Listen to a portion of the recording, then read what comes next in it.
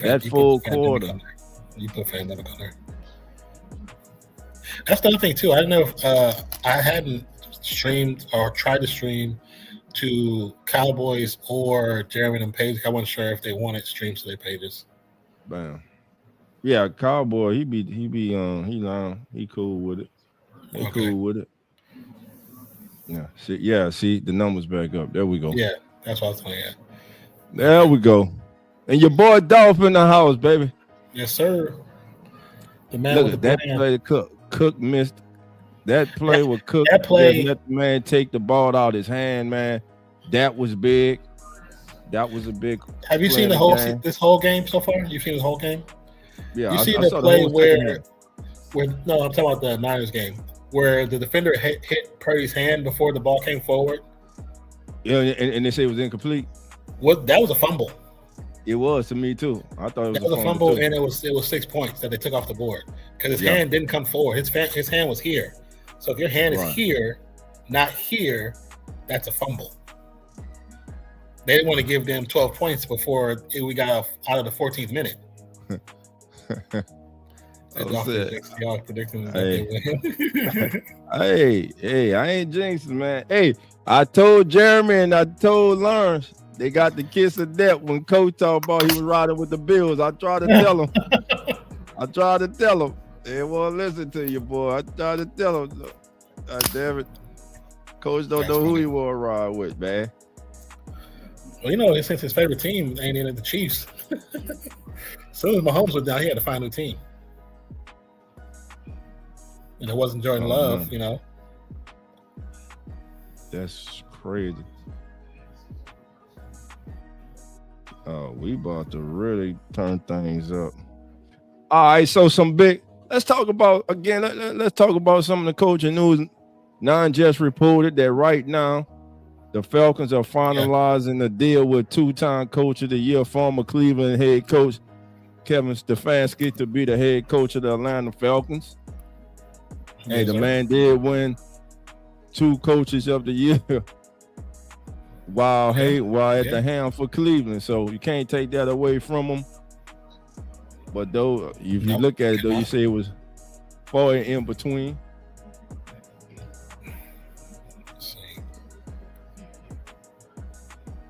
And then the other big news, John Harbaugh is named head coach of the New York Giants. Mm-hmm. That to me is big right there, man.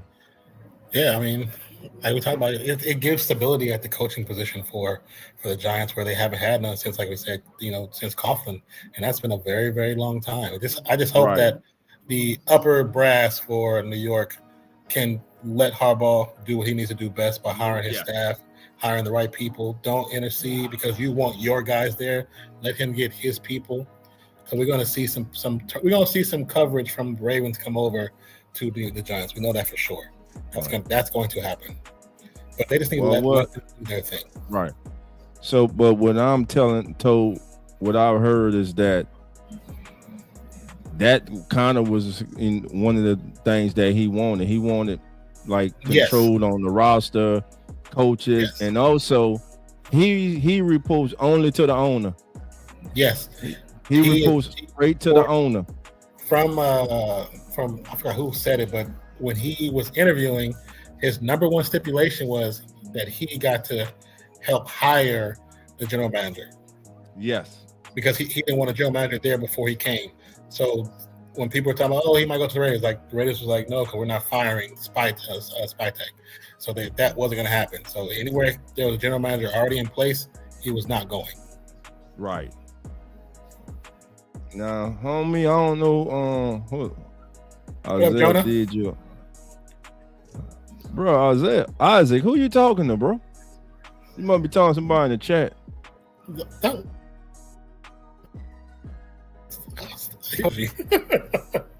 That's somebody obviously that's coming in to talk some trash. Like you want to give him energy. Oh, all right. That's an energy vampire. We don't need that. Let him talk his talk. He can talk to the wall. Yeah. All right. I'm about to give him some energy too. Nah, we don't need to waste energy on energy vampires. Yeah, that's true. That's true. Yeah, with Man, Bolden the is Kevin out. Stefanski going to the Falcons is an interesting move too. Yeah. I mean, stability of coaching is what they needed too, but also they need somebody to galvanize that team because the team has too much talent to be playing the way they play. Too much talent. I mean, they do have players that's coming on to their contract years, i.e. Pitts, who may stay or may get. I mean, if I'm Pitts, do you look to go to the Chiefs because they need a tight end? Hey, play with the man. Because they're looking. Andy Reid. And you know you're going to get used a lot more than Atlanta uses Pitts. We talking about Pitts and we talking about Breece Hall. They need help on the offensive line. True. They need help up front. You're not. They correct. definitely need help up front.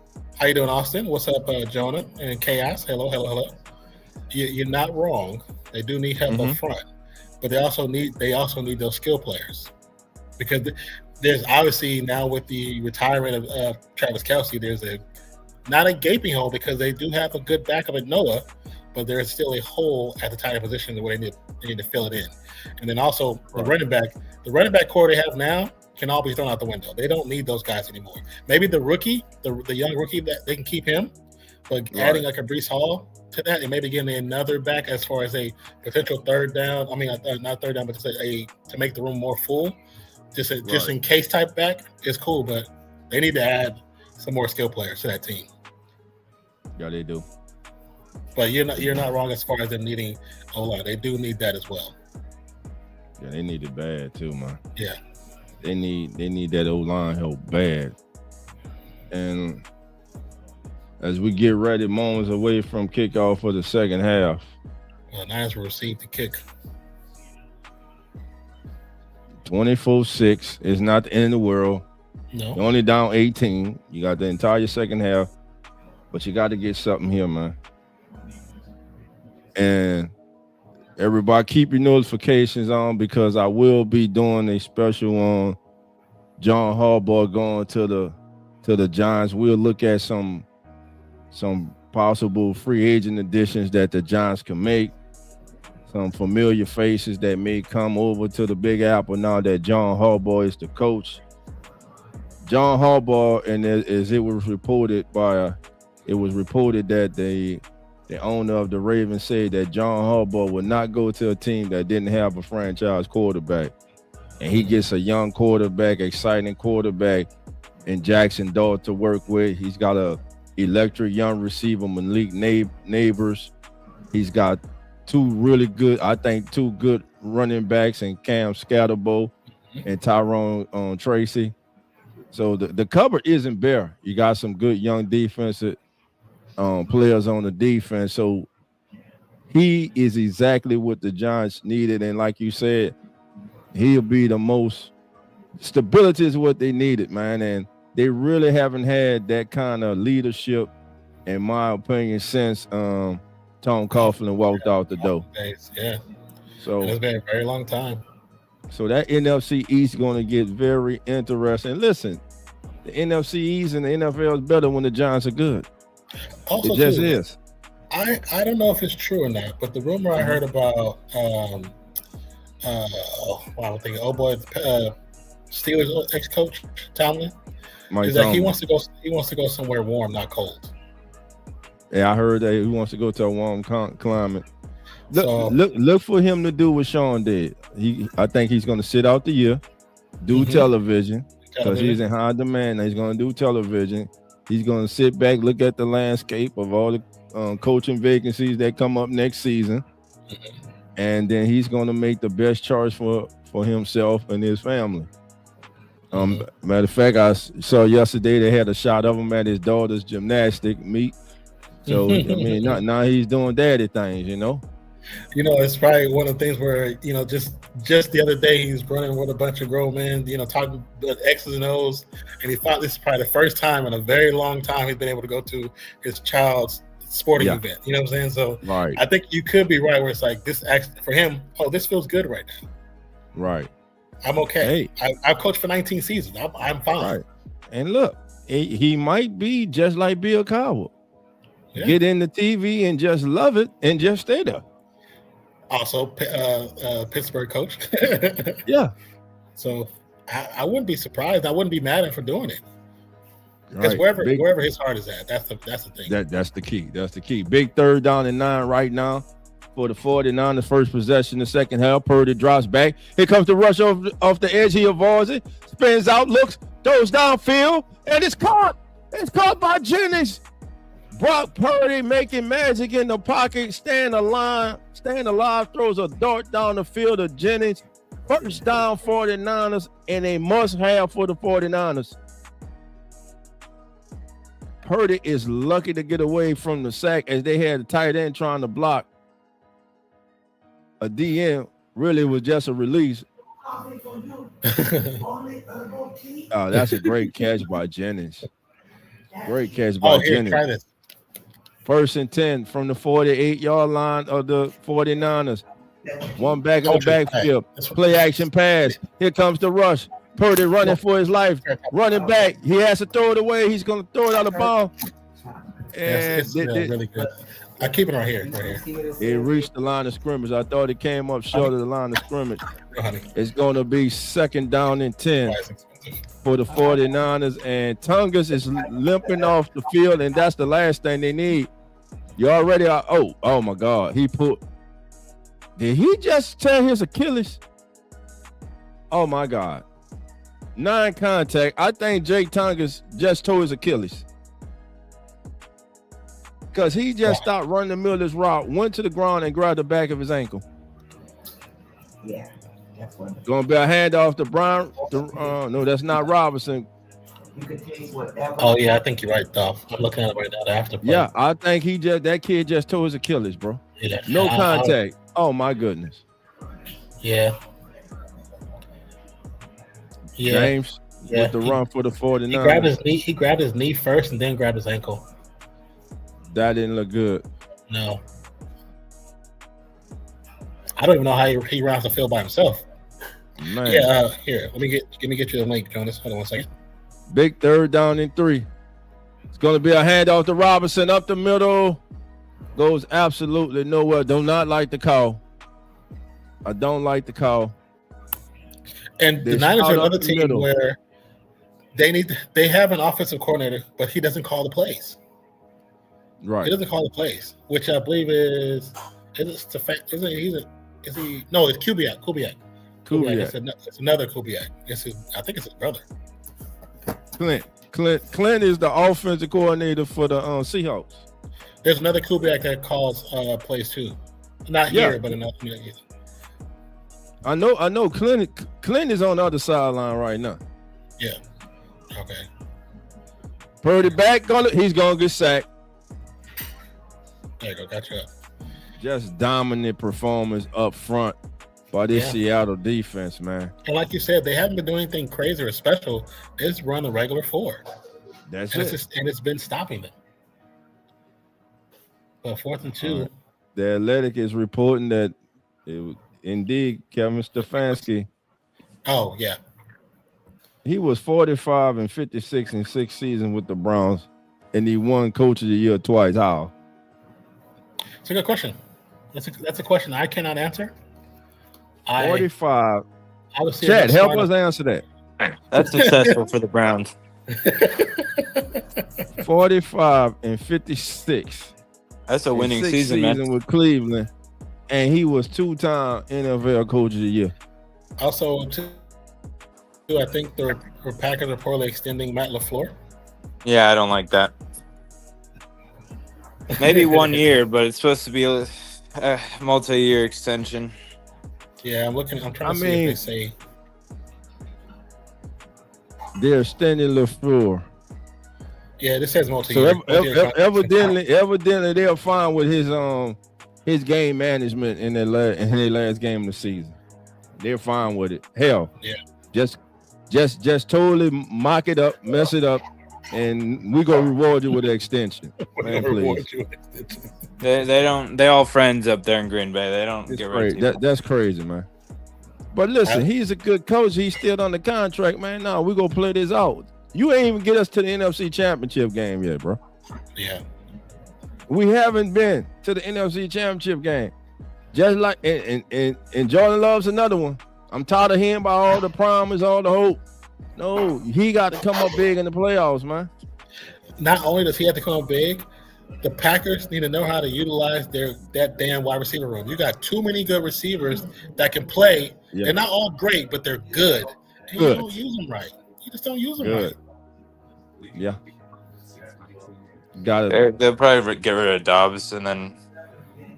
Well, Dobbs is a free agent. He's a free agent. I think Romeo Dobbs has a chance to it. If he gets into the right system with the right team, he has a chance to excel to Now, Duff, you just said it. You just said a few minutes ago What I say? the Chiefs don't count the Chiefs out. Mm-hmm. I'm telling you, they're going to make some splashes that people are not going to expect. And that could be one right there. I think that could be one right there. Because Right there. not saying they don't need receivers, but they need better receivers than what they have right now. Not saying they have what they have the bums. They need Totally depth-wise. Yes. Better depth. I'm telling you, Gotcha. I would not be surprised if I see Pitts there. I would not be surprised if I see Dobbs there. And I would not be surprised if I see Breece Hall there. Well, we got Brisky out here like, oh yeah, Dobbs sucks. I don't think he sucks. Yeah, I don't think he sucks. He's think- like, oh yeah, he I don't just doesn't think like he him because sucks he's a either. diva. But I honestly think because they have too many receivers that they don't know how to utilize. There's too many times their receivers go without. And well, like I you said, saw them use Golden Use in the them. last game of the season, and what happened? yeah, it took them 18 games to do it. Yeah, they'd use him early in the season a little bit, but then they stopped again. So Walker with a nice run, be short of the first down by about 2.5 yards. Yeah. The Seahawks are about to put this away. Yeah. They're about to put this away. And I hope the Niners, after this game, look at themselves in the mirror, especially the coach, and say, you know what? I don't need to be calling plays anymore. I need to allow the offensive coordinator to do that. But here's the thing. I think Kubiak's gone to another team. Too many options out there. Clint Kubiak for Seattle? No, He could. not Kubiak, but also too. Oh. Salah might be going too No. because he's I interviewing. for Oh head yeah, coach. yeah, I Salah's think gone. Salah has the Well, Clark can opportunity. stay, to but he can't be calling plays. They need an offensive coordinator who's going to be calling plays. They definitely off scorer. Yeah. But they all friends up there in Green Bay, so they don't really get rid of any. Is that do you think that's the benefit of being a small town team? It's not a benefit. Or I mean, not a benefit. It's the result is because it's a small town team. Honestly, it might. I mean, it's kind of hard to get rid of people. They don't really do it. They'd stick around they had a defensive coordinator around for a while, and then their special teams coach kind of needs to go, but he's still around. I know you like him, but I don't. I know he's good at his job. That's why. So I mean, it doesn't. Even if I like him, it's your team. You know what I'm saying? It's your team. I see you rocking the RFS hat. Appreciate you. Yeah, it's a little. Is it tight? How does it fit? It's fine. It just what I think Zach said is the top is a little bit like it could be more firm. But Yeah, that's why I'm gonna do another one with that same logo on a hat like this style. So it'll be where it's like it just sits firm. That's more like I think I was like that's more like the captain's hat that you see like the military wear. oh yeah, it's a little like high, like it. Mm-hmm. And they make them hats with the thing down the middle here, and then there's like a pocket there. But Yeah, that's like this one. All right, this might be the opportunity for them to put this game away.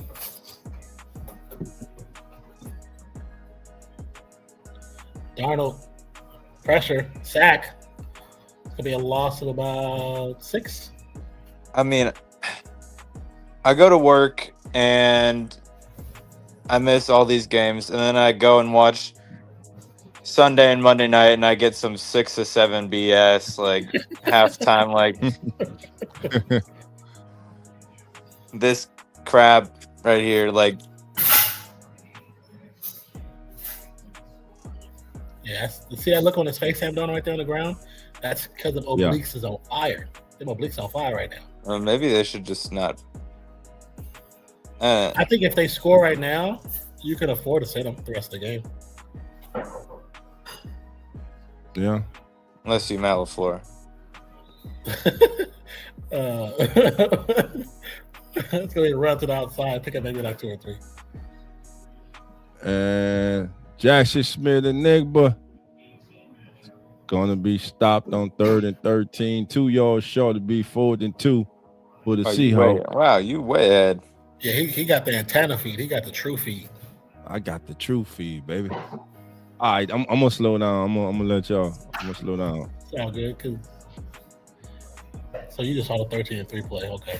3 and 13 play. Yeah, I just saw that play.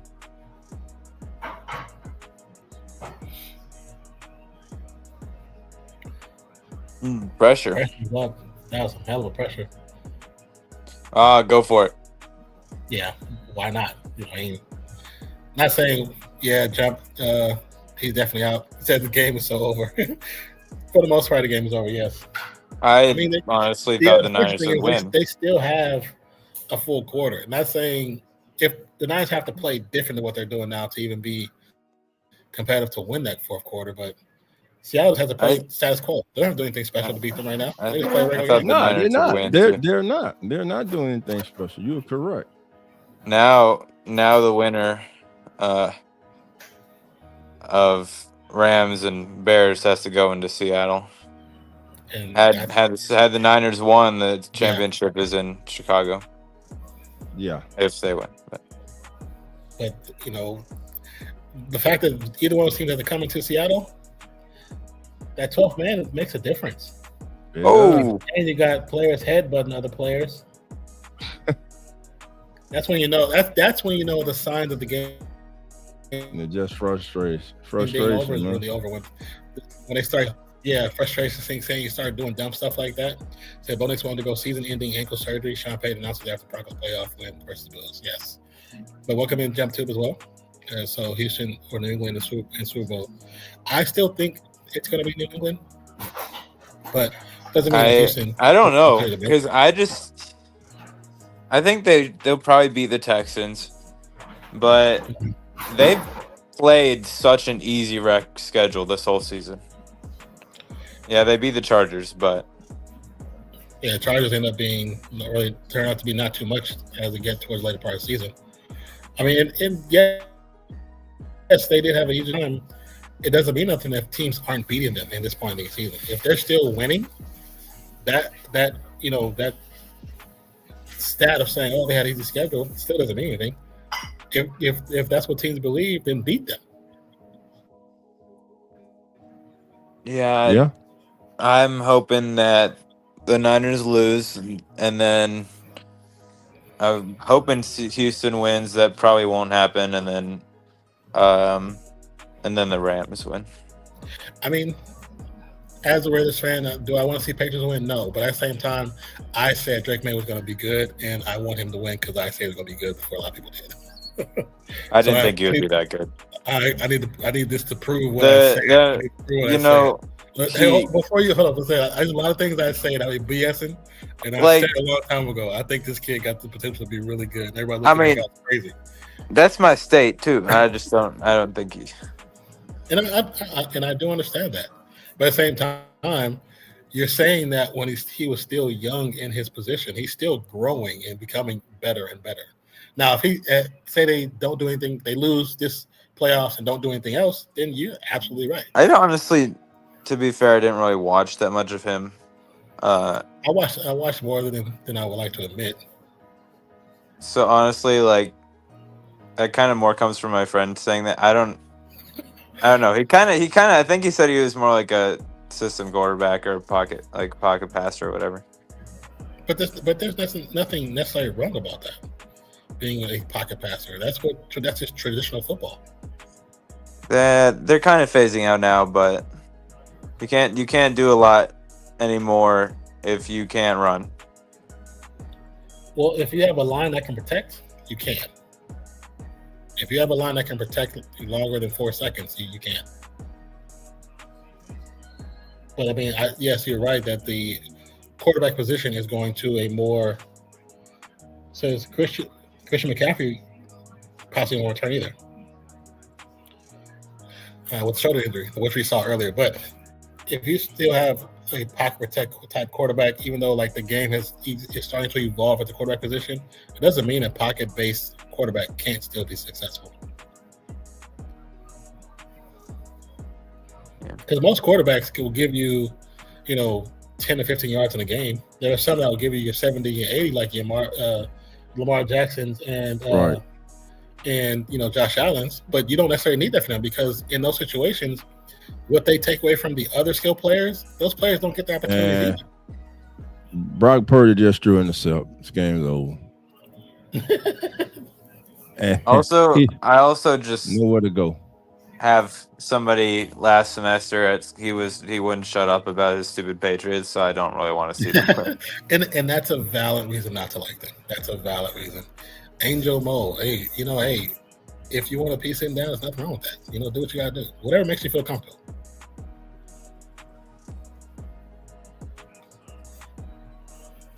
Like I know you started watching when you was 6 and Tom Brady won a Super Bowl. Shut up, bro.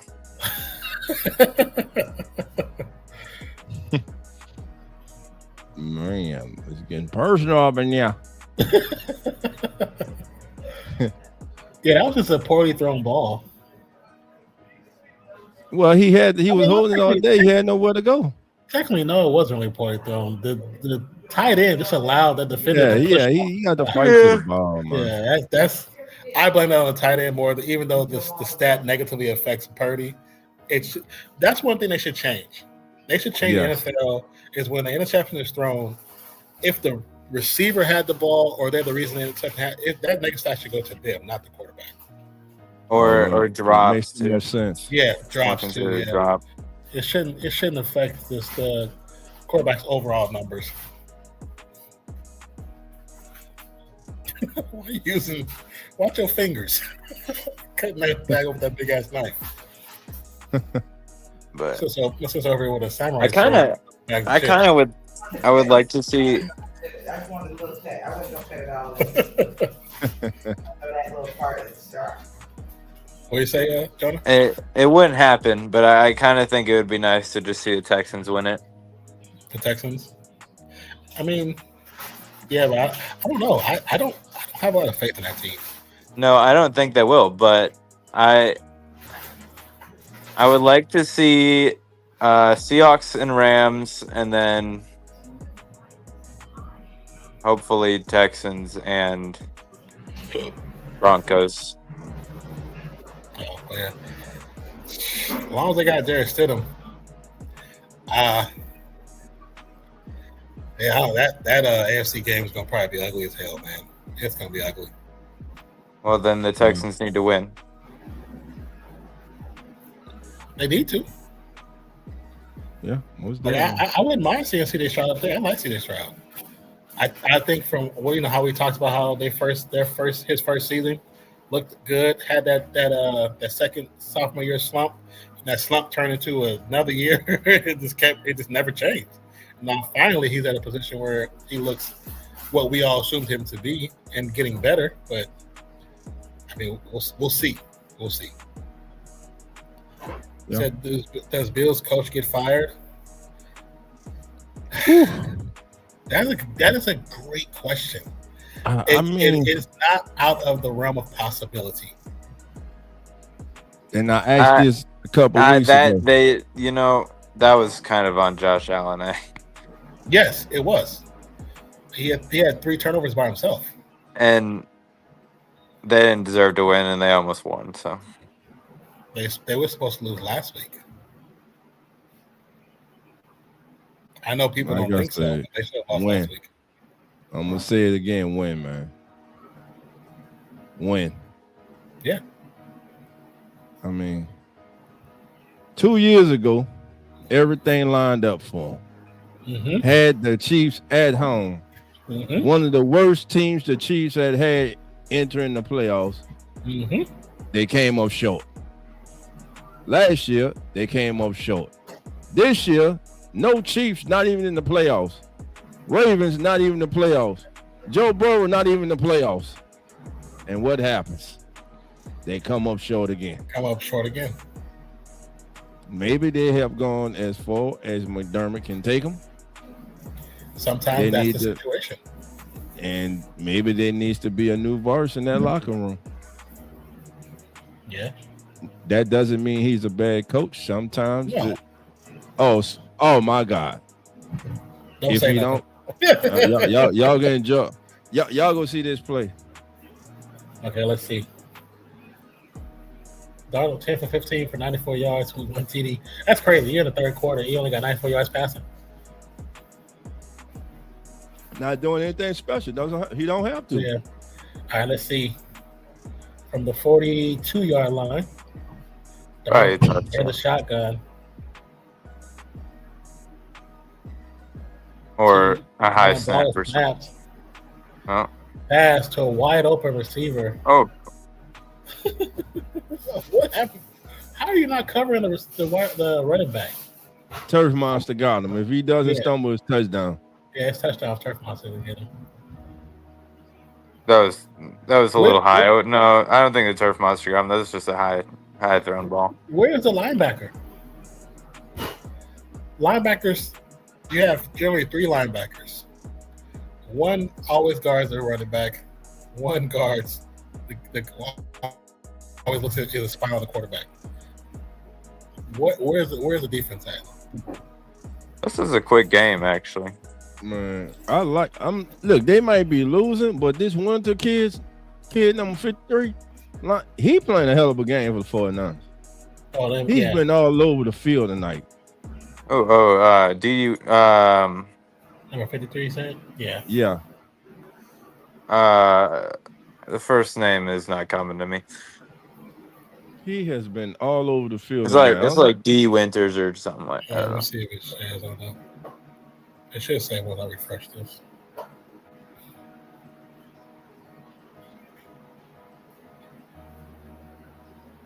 Yeah, D Winters. D Winters, man. Is he a free agent? Because he's making himself some money today. Oh, if he is, he definitely getting a paycheck. Yeah, he making himself some money. Oh my goodness. First down. What are we doing? He was down. Yeah, his knee was fully down. That route by Cooper Kupp was nasty though, man. Kupp's had some really good catches this game. That route was nasty, man. We want to thank all 92 of you in here right now. Do us a favor. Hit that like button. Subscribe if it's your first time. This is Real Fan Sports, brought to you by the Come On In Sports Network. Yes, sir. Your host of the day, you see him. Host of Real Fan Sports, one half of Real Fan Sports, the one and only Nonpfixion is in the building, baby. We are joined by Jonah's in the house, and I'm your boy, Dolph Jackson. Shout out to our brother, Zach, who's on the clock, baby, making that dollar bill, y'all. What up with you, Zach, baby? Zach will be in the chat saying what's going on to everybody, man. Don't forget, tomorrow morning, 10:05 a.m. Central, 11:05 a.m. Eastern, as the NFL turns. The hottest pregame show on all the social media, baby. The fastest growing, baby. We get you ready for tomorrow's divisional round, and we recap today's action. Oh, Kenneth Walker. I tell you, I'm gonna have to find something to do as the season ends. I don't know. That's all I've been doing all season. I need you to start making some shorts for us so we can post on the channel. I need to find me a girl. Hey, you're gonna be in college soon. That's gonna happen. They be all around here in college, brother. Exactly. 1st and 10. What school you looking at, man? What school you going? I'm going to UNC Charlotte. Touchdown. North Carolina, Charlotte. Okay. Yeah. 49ers. Yeah. Yeah, unfortunately. 49ers and he roots for the 49ers. You know? Hey man, listen, at least you're here, bro. At least you made it to the divisional round. Yeah, I know it's not looking like the way you want it. I ain't been in the playoff in 5 years. Yeah. I'll take it. So let me ask y'all this, and everybody in the chat. If y'all haven't saw it, go to the Come On In Sports Network. But we did a special on Mike Tomlin retiring. I asked the question then, and I said this during that stream, and I'm gonna ask this question to you guys. What was the major reason the Steelers could not win the playoff game the last 7 years? I mean, I think a big factor was instability at the quarterback position. Okay. Yeah, you say, John? Since Big Ben, they haven't had anything. I don't know. Tomlin's just good enough to make playoffs. I don't think he's gonna really take them any further than 9-8. 9-8. Okay. First of all, I agree with what y'all said about the quarterback. I think that's it. Period. They have not been able to replace Big Ben yet. Yeah. And like I said on that stream, it is hard to replace a legend. Big Ben's don't just walk through your door every day, man. Patrick Mahomes don't walk through the door every day. You got to be fortunate, man. And there are those in the media, sports world, media, and coaching fraternity who, in my opinion, disrespect Mike Tomlin. Mm-hmm. There are those who call him an average coach, those who call him overrated, those who say him never having a losing season is overblown. I, for one, disagree with that. It's hard as hell to win in the NFL. It's hard to win in the NFL. Yes, they lost a playoff game 7 straight years. But you forget he took the Steelers to 2 Super Bowls. You forget he won 13 AFC North titles. You forget he won a Super Bowl. So my question was this: if roles were reversed, if the end of his tenure was the beginning of his tenure, and the beginning was the end, would he still be coaching now? Would Steelers fans still want Mike Tomlin at the helm right now? If roles were reversed, or if the end of his current season was like his beginning, they'll be loving him. They'll be loving him. So I say that to say this: how quickly people forget. Now listen, I understand it's frustrating getting to the playoffs and losing, but damn, you still was in the fight. How do y'all expect to win in the playoff with Mason Rudolph, Mitchell Trubisky as your quarterback? With all due respect, Mason Rudolph. You can't. He is a backup. You know, he's a backup. And Kenneth Pickett. Oh yeah. The man went to the playoff with Kenneth Pickett and Mason Rudolph as his quarterback. Yeah. He got Russell Wilson when he was washed. And then moving on from Russell Wilson wasn't wrong. You see that right now, I hear Russell Wilson. I saw something on social media. I got to make sure it's right. But it was saying something about him possibly leaving the United States. So I don't know. I saw that too. Something about him possibly leaving the United States. So that probably means he's about to retire. He can retire. We all know he's on the back end of his career. He's not the same Russell Wilson he was. But again, to me though, I just think that Mike Tomlin, the hate that the man is getting, it and Steelers fans, like I said, their ass have been spoiled. They're about to walk into what the other 31 franchises in this National Football League have went through. Y'all have been fortunate to hire 3 coaches and hit in the history of the franchise. I guarantee you, it won't be a Ford. You with it right now? Y'all, a lot of them so damn arrogant. They think that whoever they hire go do the same thing. No, I'm telling y'all, it They got ain't lightning in the bottle easy. 3 times in a row. 3 times in a row. They hit lightning in the bottle, man. Yeah. You How you doing, don't Anne-Marie? get that. Good night, Misdemeanor. She said, I'm going to bed. The game's over. Well, it looks like the Dolphins are going to try to get Jeff Hafley. Well, they're really? doing an in-person meeting with him.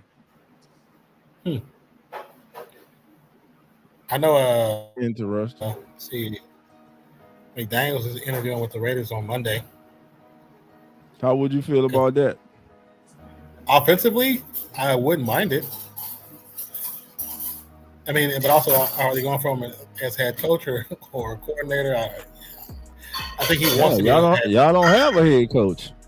I know, but they're doing stuff differently right now, so I have no idea what's really the approach. You know There's no way I'm interviewing with the Raiders for an offensive coordinator job if they don't have a head coach. If you're not interested in me as a head, no, I'm just saying. If I'm him, if you're not interested in me as a head coach, when you hire a head coach, maybe I'll see if I like the guy. I mean, maybe I'll consider it, but I'm not coming to talk to you for no offensive coordinator. And you ain't even got a head coach. Me and that man might not even be thinking on the same wavelength, man. Oh no, you can't do nothing like that. I mean, that and that right there is like what I'll say, like how coaches have to have their guy. It's like, right, if you as a coach can't take a blank slate of players and build from within because you have to have your thing, are you really a good coach? Exactly.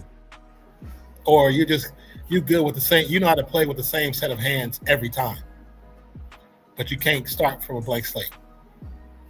Like the players aren't your, it's like when Gruden first came, he had to bend the team to his will to make them play his style. But it's like they were already competitive in the style that they had. You changed it and you got rid of players that they shouldn't have got rid of, which is what hurt the team in the long run. Because you're stubborn enough to say, I need to get my players. No, just play what you have. Build around what you have. That was a hell of a try by Purdy, but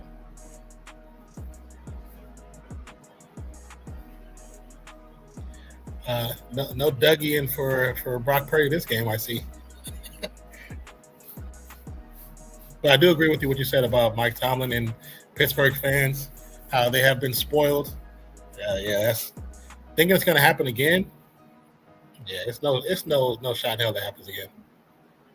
You might find a coach that might be decent for a season or two, or you might start out real slow and it don't happen the way you want it to happen. You might find something later on, but to have 4 good quality coaches back to back like that, very rare. You think the Panthers will be better next season? Yes. The Panthers will. Yes. I don't know. We'll see with the Bucks, and I guess the Saints maybe will be getting in. I don't know. No, man, we won in the South next year, man. All that. I don't know. Bucks. Man, we got the South, man. We coming back next year. We didn't give y'all little run these last little few years. Y'all done messed up. We got our coach. We got our young quarterback too. Yeah, we building something, baby. We coming, man. I won't hear nothing about no 89 Panthers, 89. Matter of fact, that's the rule the NFL needs to change. If you're not 500 or above, your ass shouldn't be able to go to playoff. Yeah, okay. And you shouldn't host a playoff game. But they were about to host a playoff game. Well, yeah, let's see that rule change when you win and you're below 500. We don't go. Who wants to go in when you're below 500? That's weak. That's weak. You say it's weak, the players want to go. Hey, I don't blame them to go, but it's weak. So the Broncos wait for the winner of the Patriots Texans. Yeah, man. Fortunately for the Broncos, going in with no Bo Nix it's almost like tough, man. It's you pushing that rock up a mountain. That's a heavy rock to push up, man. That's a boulder for your ass. Jared Stidham winning the Super Bowl, boys. Jared Stidham. Hey, never know. know. Touched the ball. He hasn't touched the ball. He might go to a Super Bowl. Might win it. So that's the question. Which team in the AFC has the best quarterback remaining in the playoffs? Drake May, I guess. I mean, yeah. Let me pull up the whole. Who's all left? Drake May, CJ Stats. Stroud, and Jerry and Stidham. I'm talking about just the AFC, not the NFC. Jerry Stidham. You can't put him in the picture because he hasn't played. He's It's the Jerry quarterback Stidham. that week.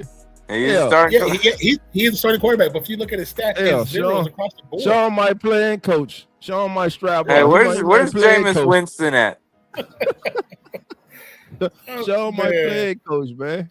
Oh, You know, Sean was that replacement quarterback back in the day. Soon as he announced the surgery for Bo Nix, he left that room with the reporters and was cursing up a damn store. Because there's no way. Oh no, he said Sean that was with cursing confidence. as soon as he found out. It was no way he said that with You confidence. know his No way that personality. said that. Oh yeah. Sean with his personality on his sleeve, bro. Sean cut ups. I'm just hurt for that kid, man. Cause Yeah. I said it last year. He surprised me. He played better than I thought he played, and I had to give that kid his props, man. He's the truth, man. Yeah. Now, what he does do, he plays some ugly ass football at times for 3 quarters. Mhm. But if you lead him in the game and he has the opportunity to win the game, today marked what, the 15th come from behind win? Come regular season playoffs Yeah. for him. I was most surprised on the comeback win when they were playing the Giants. Yeah, They were not supposed to win that game. The Giants had that game wrapped up, and watching him do that, I was like, okay, I'm gonna sit back. I ain't got nothing to say. That was impressive. That was damn impressive. I watched that entire game, was shook it at the end of that game. and Marie, Law Firm, I love you, but there ain't gonna be another Patriot dynasty. It's too much parity in the league right now.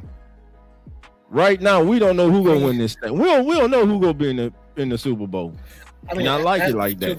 Based on your question, the AFC thing, when you look at who's actually left, I have to go with May being the better quarterback. Okay. The best So quarterback. second I year mean- quarterback is all on him, all on his shoulder now. I kind of like mean, it because it's kind of new, like teams. The Patriots and Yeah. Rams, yeah, but like there's no Chiefs, there's no more 49ers. Yeah.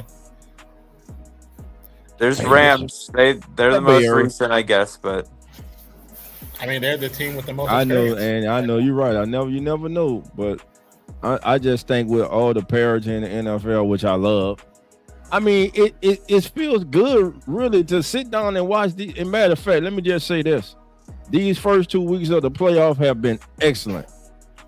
They're pretty good. yeah. Well, I'm working. Except this game, the Monday night game, and that Houston game. Listen, that game was 7-6 in the fourth quarter. Yeah. That what people forget. It was 7-6 in the fourth quarter, that Houston and Pittsburgh game, and the Steelers just fell apart. Yeah. So, but the other what game was it before that one that was horrible? The night game, the Sunday night game. Y'all look at this. What the It Chargers. said- The real time says Jets Cardinals Super Bowl. Man, hey, When on next year? Madden, on Madden. Yeah. Oh man. Yeah, they don't made it on Madden. Hell, somebody was talking to me about the Jets not making the playoffs in 15 years and whining it. Man, you can never whine at me about not making the playoff in 15 years. I don't really give a damn. I'll let me in 15 more when you catch us. Wait a minute. That's what I'm saying. He's still a fan. They are spoiled. We went Yes. 30 damn years before we made the playoffs. Had to win the season. The 30 Steelers years. and they like Green Bay too. So they just like to be good enough to kind of make their right. fans happy, but they ain't First gonna down. try They're to down. go They're any further. 8-yard line. Not on Madden or Tecmo Bowl. Hey, Tecmo, but we already know who's the Say, best team. Tecmo. I'm a man. The They- Raiders, man. They Yeah. just like to It's Bo about They're Jackson fantastic. and Marcus Allen, baby. Hey, There's no play better than hey, two. and that slant you run with Jerry Rice on Tecmo Bowl, that was Oh yeah, it's unstoppable. a wrap. It's a Oh, wrap. now I knew there was one play. There was one way you can stop it. You had to take the safety for the Bears, Durison. And as soon as you see that slant, you bring him down. He'll pick it up. But if you miss it, that slant was a touchdown every time. It's a house call every time. And then who you had? Bo was holding the tackle on Tecmo Bowl, and for the Browns, the running back for the Browns, Kevin Mack. The defenders were bouncing off Bo Yeah, Jackson, man. And Crazy. Kevin Mack was running over people. Yeah. Hey man, I love Tecmo. Man, PS5 people out there, bring Tecmo Bowl back to. Bring Tecmo Bowl, man. Shit, bring Tecmo Bowl to PS5, man. The mechanics the same. Yeah, man. Updated a little bit. Yeah, up there a little bit, of course. You know, give it a little look, make it look a little fancy, but even make it. But I'm gonna tell you the best. Down just a little bit. Let's see if y'all agree with me in the chat. For those you know, the best NFL football game was made by ESPN. You said the best NFL football game? It was made by ESPN. You had everything in it. You had in-game highlights. You had the halftime show. You had the crib. You get where you get enough points, you're able to build up your crib. say, bro, it was man, that was the joint right there, man. I always felt the best football game was the NC2A. I think that was like the best football game. Well, yeah, I'm talking about NFL. No, yeah, But I mean, yeah, I was gonna say football. Yeah, just but just football. Oh, 10-yard fight. 10-yard fight. 10-yard fight was good too, though. 10-yard fight was good. Oh, not D Winters, bro. Oh, not again.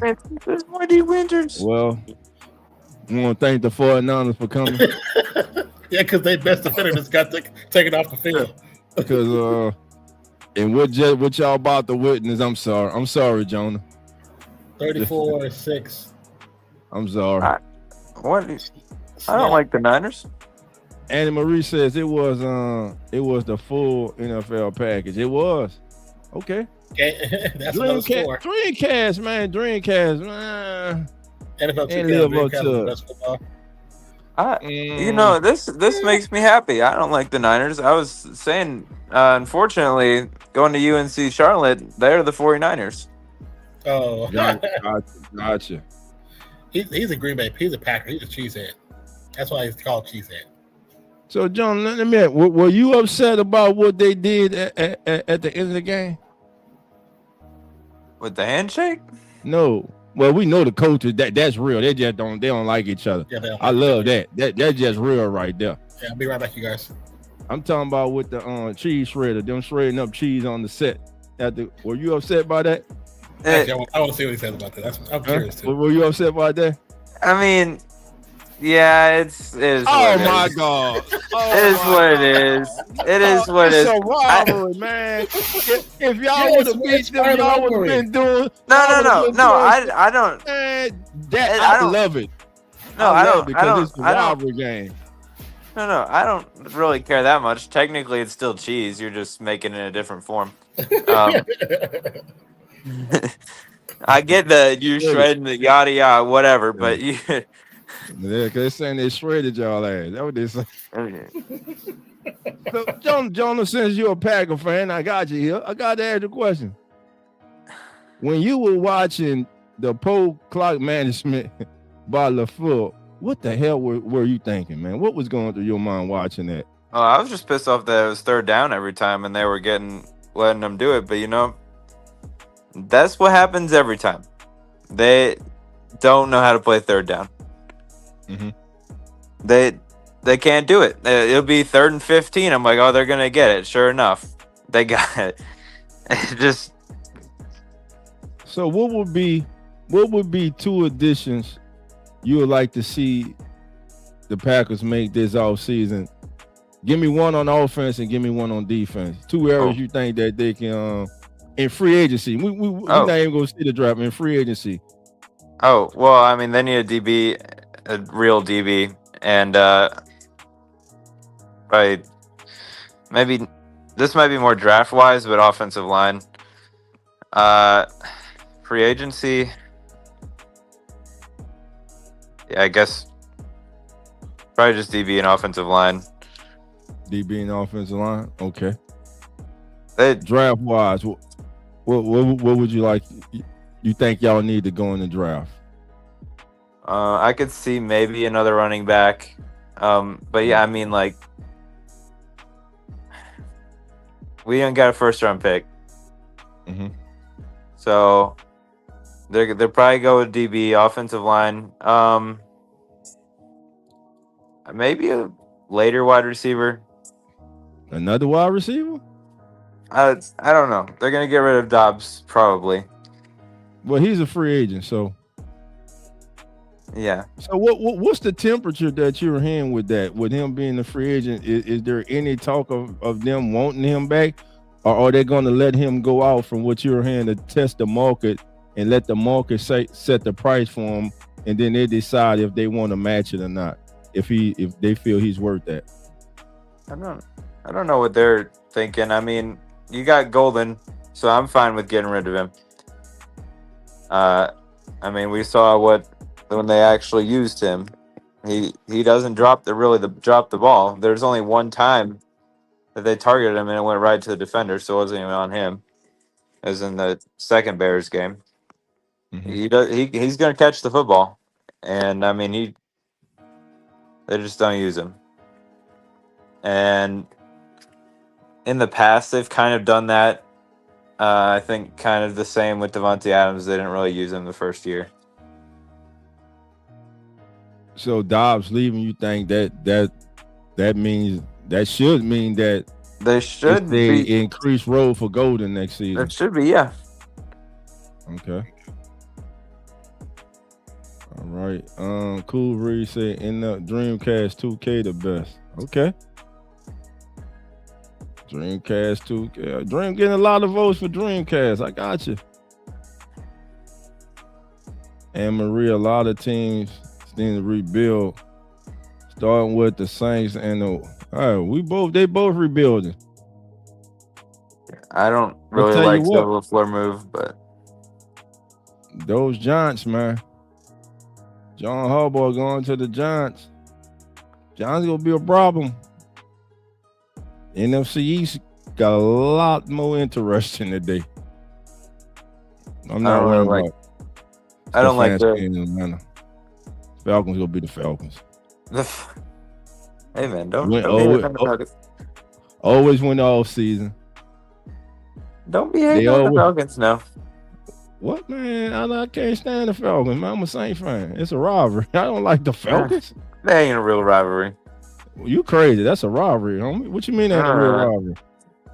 Y'all ain't got cheese. Y'all ain't got cheese graters in the freaking in the stadium, bro. Like, how you even cheese graters? It's a hell of a rivalry. It's a rivalry because listen, the Bears and Packers. Yeah, we know it's the oldest rivalry in the NFL. Cool, but that Falcons rivalry, man, that rivalry is crazy. That atmosphere every game is like a college atmosphere. You got busloads of fans traveling from one city to the next for the game. You got fans from both teams who over the years have become like family, except on game day for 3 hours where they can't stand each other.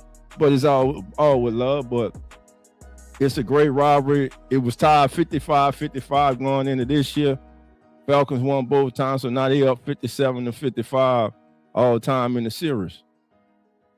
And all the games normally come down to the last possession of the game. So it's a hell of a rivalry, man. It's one of those rivalries that the NFL doesn't spotlight enough because of the markets. Even when the Falcons and the Saints were good, when the Falcons had Matt Ryan, when the Saints had Drew Brees, that game still did not get the coverage that it deserved. Oh, Purdy fumbles. Green Bay and Chicago is back, and hopefully, I don't really like the extension, but it is what it is. What you say? Green Bay is back. Green Bay been back for 4 years, man. Yeah, no. Green Bay and Chicago's rivalry is back. Oh, you talking about? Oh, the rivalry is back. Okay. Yeah, and listen, man, shout out to Ben Johnson from bringing it back. Because in his open presser, he just came out and said it, man. I don't like we go beat the Packers. I love that, man. He came out with it. He Eddie. You know, they should not have won any of those games, but they did. The one we beat, the second one was off a fumble because of Romeo Doubs, by the way. You talking about the one last week? No. The second game in Chicago. Oh yeah. And then that was a good one. The other one, I don't know. 21-6, full quarter, 95% chance probability of winning, and they blew the game. They blew it. Running the ball, not running the ball enough, not making them use their timeouts. And I think this is where analytics come in too much in football. If you the head coach, the hell with what analytics say. You the coach, read the game, man. You got the ball. They got what? They had what? 2 timeouts left, or they had all 3? I think they had all 3 timeouts left.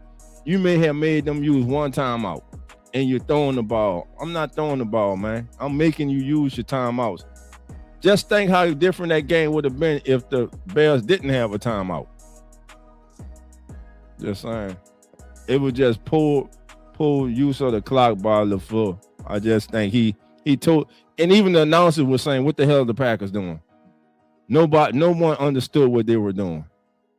It made no sense. And then you call a timeout, come back on the field and get a delay of game, and in the process try to call another timeout back to back. Don't work like that, my friend.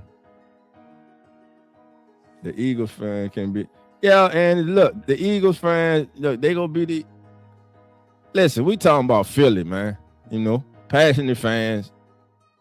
But you got some fans, like in every fan base, you got a lot of bandwagon jumpers who really ain't Eagles fans, who just jumped on the bandwagon because they've been going to Super Bowl late and they won the Super Bowl. They're not really Eagle fans. The real Eagle fans, they know who they are. They stand up. And if somebody listen to this, you feel the type of way, you the one I'm talking about. Bears will have their rear ends handed them by the Rams. Could be. I believe Coach McVay is one of the brightest minds in the NFL. But tomorrow, I think they need to run the ball tomorrow. They got to count. He needs to count on those 2 young running backs tomorrow. They need to touch the ball a lot in that game to take the pressure off of Stafford and that passing game. They will. It's cold. But that's not Stafford's first time playing in Chicago, so that's nothing to him. That's nothing. Man, I'm gonna tell you something else. We got kudos tonight to that Seattle Seahawks offensive line, because they have done a great job for that running game. Locked up in here is crazy. Let's see. And again, breaking news: Kevin Stefanski will be the next head coach. It's being reported of the Atlanta Falcons. So we got 2 coaching positions being filled today. Harbaugh to the Giants, and it looks like Kevin Stefanski is headed to the Atlanta Falcons. So that now leaves us, gentlemen, with 7 openings now? I believe so. Should they change the rule for coaches that if your team is in the playoff, you cannot interview for a game until the playoffs are over, or your team is eliminated? You cannot interview for a job even if your team has a bye week.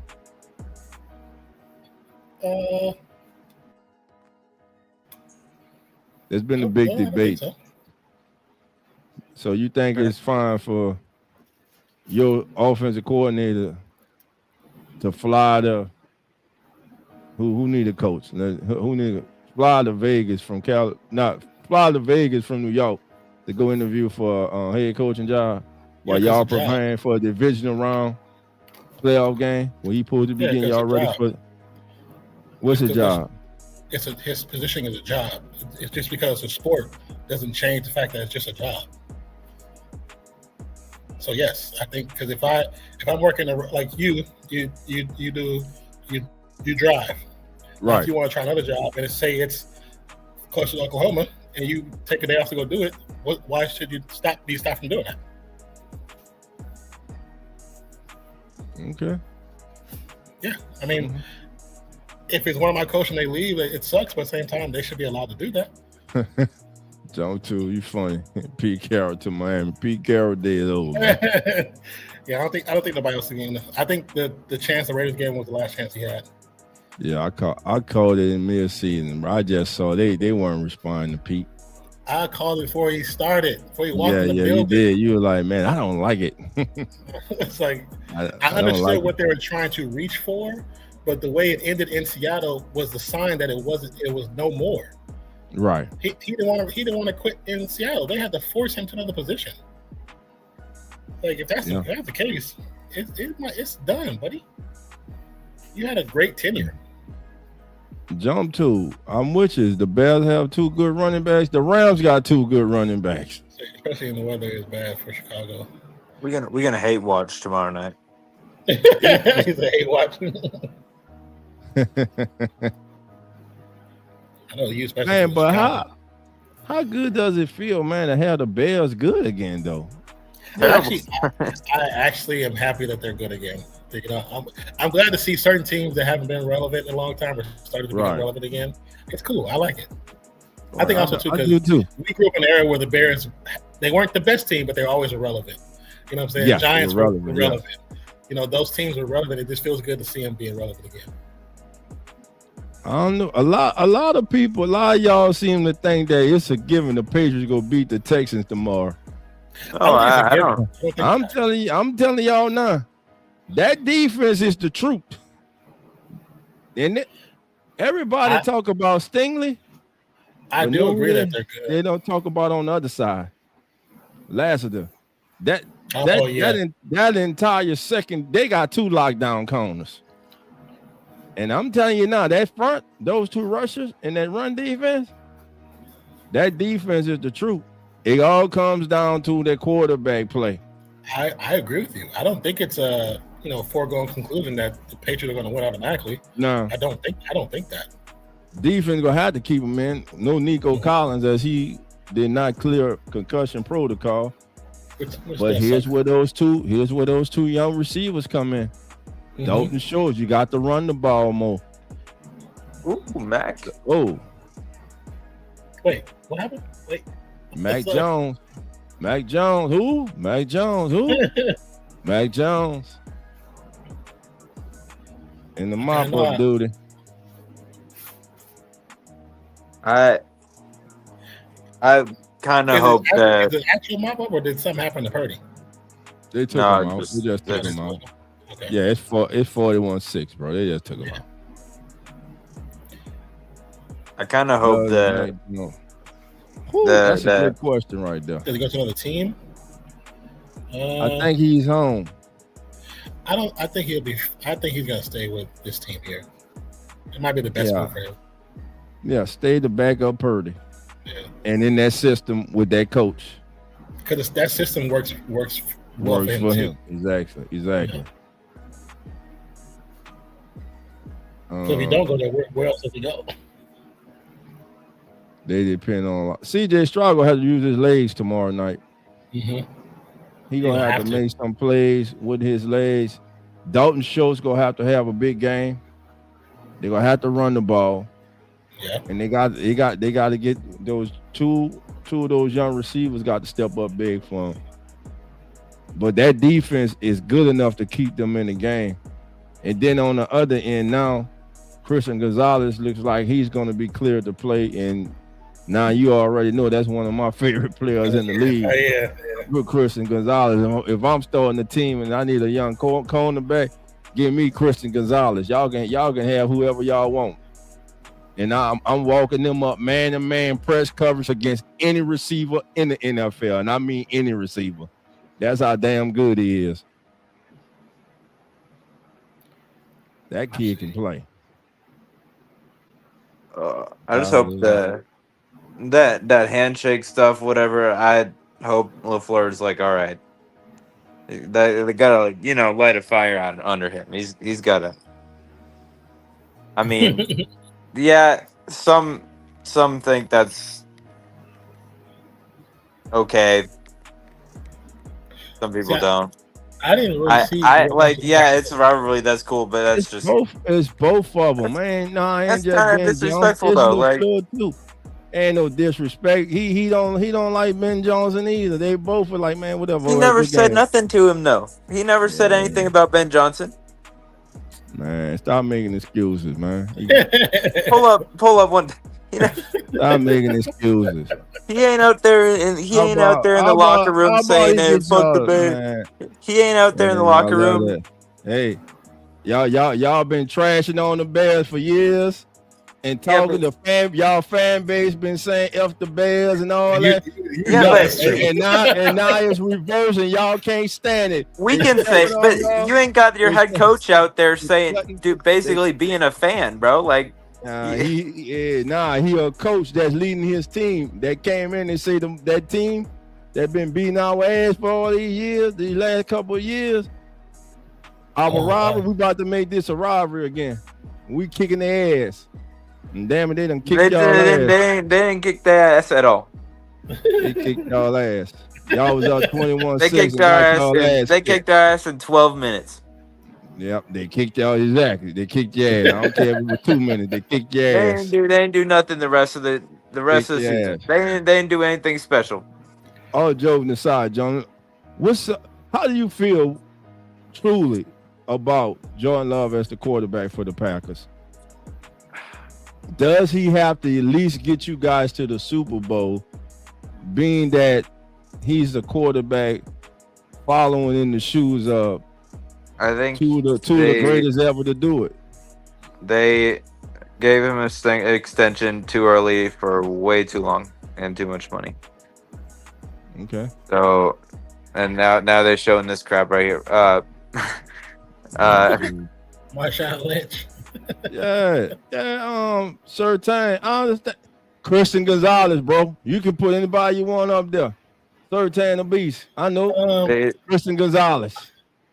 I think he needs to at least get to a Super Bowl. At least get there. He needs to get to one. He needs to get to one. At least get to one. And I mean, if he wins one, cool. But he at least needs to get there. That's it. But also, like I've been saying, they need to corral that wide receiver room. You got too many receivers for y'all not know how to play the game. Well, we better be down a defensive coordinator. So, but to me, guys, it's in the big moments in the playoffs, man. He's just he can be going toe to toe with the other quarterback, but in those big moments when you need him to be special, to be that special player, he don't come up. He don't step up. I saw something. He's the Tom Brady of Bryce Young's. He's the Tom Brady of Bryce Young. Is crazy. He can go out there and he can ball out sometimes, but other times he's gonna look. He's way more consistent. I can't do it. He's way more consistent than Bryce Young has been. I don't understand. Bryce Young can pass for 400 yards, then come back and pass for 16. I don't understand that. I don't understand that, bro. It's like, what the hell? Yeah, and it's a blowout, 41-6. This thing over. Yeah, it's a rouse. I am still at awe that the Niners only have 6 points. 6 points. No Kittles. McCaffrey went out. Even when he was in there. Wasn't it 7-20? It was 24-6 at halftime. Yeah. And they got the opening kickoff, unable to do anything with it. Okay, it's a successful season. We don't have all them trash teams in the playoffs. It was a good season. It's a good feel. It's a good feel. And shot, man, listen, I know I'm making fun of I ain't making fun, but when I was talking about 89, they put up a hell of a fight last week, man. Oh yeah, they put up a hell of a fight. They damn near won that game last week. That was another one. I was trying to watch it while I was at work, and it happens every time. And then I get home, and the next game, it's 6-7 in the fourth quarter. Anne Marie says Drake May looks like a young Tom Brady in the face. Honest, I don't see the comparison, but okay. I mean, as far as looks, I'm not sure about that. But like I said, numbers wise, his numbers were matching Tom Brady's MVP year. Yep, man. So Him or Stafford? I still say Stafford. I know most people say Stafford, but I think May deserves it just as much. Yeah, I think say when the Rams, who they lose to toward the end of the season, like when that little last game Falcons. was like, who lost yeah. the Falcons? That game, yeah. But also, Stafford was not special in that game. He looked mediocre in that game, too. I felt like that kind of pushed him out of the MVP race a little bit. That one game? Yeah, because man threw 45 touchdowns on the season. That one game? You still should have won that one game. They shouldn't have lost that game. You think they should have lost that game? To the Falcons, the way they defense was playing? Well, that was Buffalo. My bad. I was thinking about Buffalo. Sorry. Nobody circles the wagon like the Buffalo Bills. Damn it. Y'all think I ain't getting off here without talking about y'all ass again. Cause damn it. I'm tired of this shit. Josh Allen, Superman, man. That man's a Superman. Put the cape on, dog. Shout out to my brother Jeremy. God damn it, I'm tired of it. Couldn't even get to the AFC Championship game this year. I hope now Niners brass make a change. They're gonna have to. People have been talking about this situation, how they keep getting to a certain place and they just can't get over the hump. Just like the Ravens can't get over the hump. Steelers can't get over the hump. Like, made the decision. It's got to be. This is on the coach. You claim to be this magician. There's tons of teams that can't get over the hump, but you ain't. And it's been shown multiple times. I mean, just look when they was actually in the Super Bowl and they went to crapshoot 4 times in a row in the end zone. The same play. And they're talking about, we won the way to win it because you played the same damn play 3 times to the same player. Everybody knew where you was going. It's like, come on, man. You can't have Brock Purdy looking like he did 2 weeks ago, doing a Dougie on the world, and then all of a sudden looking like this. It's because your game plan is not good. Let the offensive coordinator do their job. Why are you hiring if you're not going to use them? You might also just get a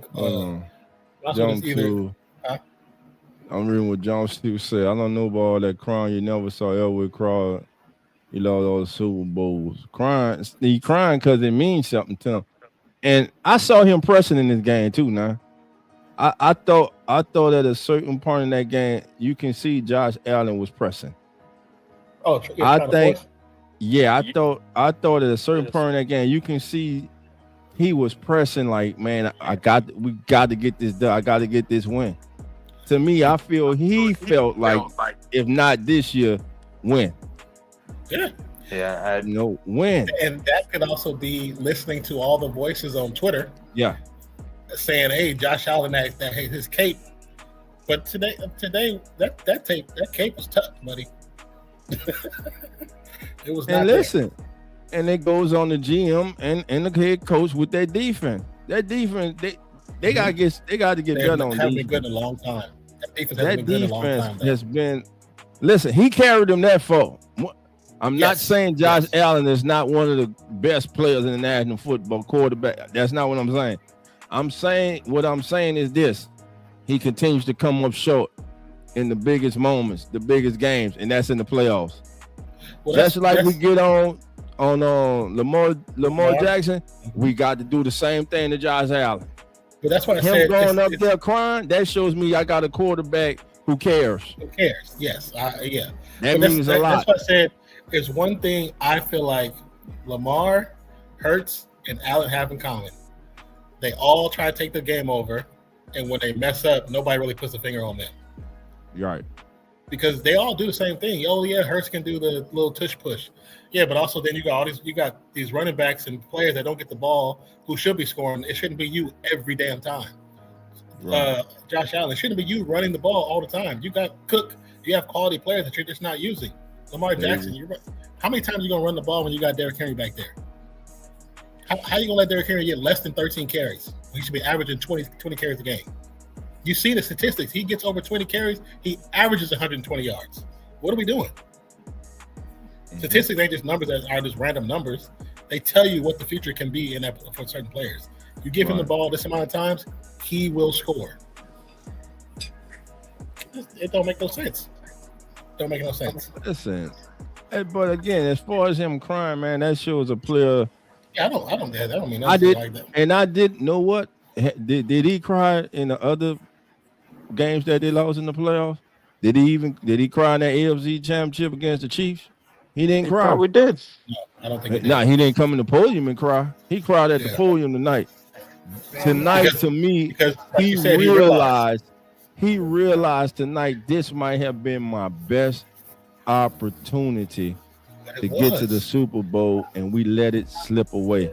All the major figures that normally stand in his way are not there. And 9, I'm telling you, when it was 24-23, they got that turnover, and they were only able to get a field goal. I said it. I said they needed a touchdown. They desperately needed a touchdown right there.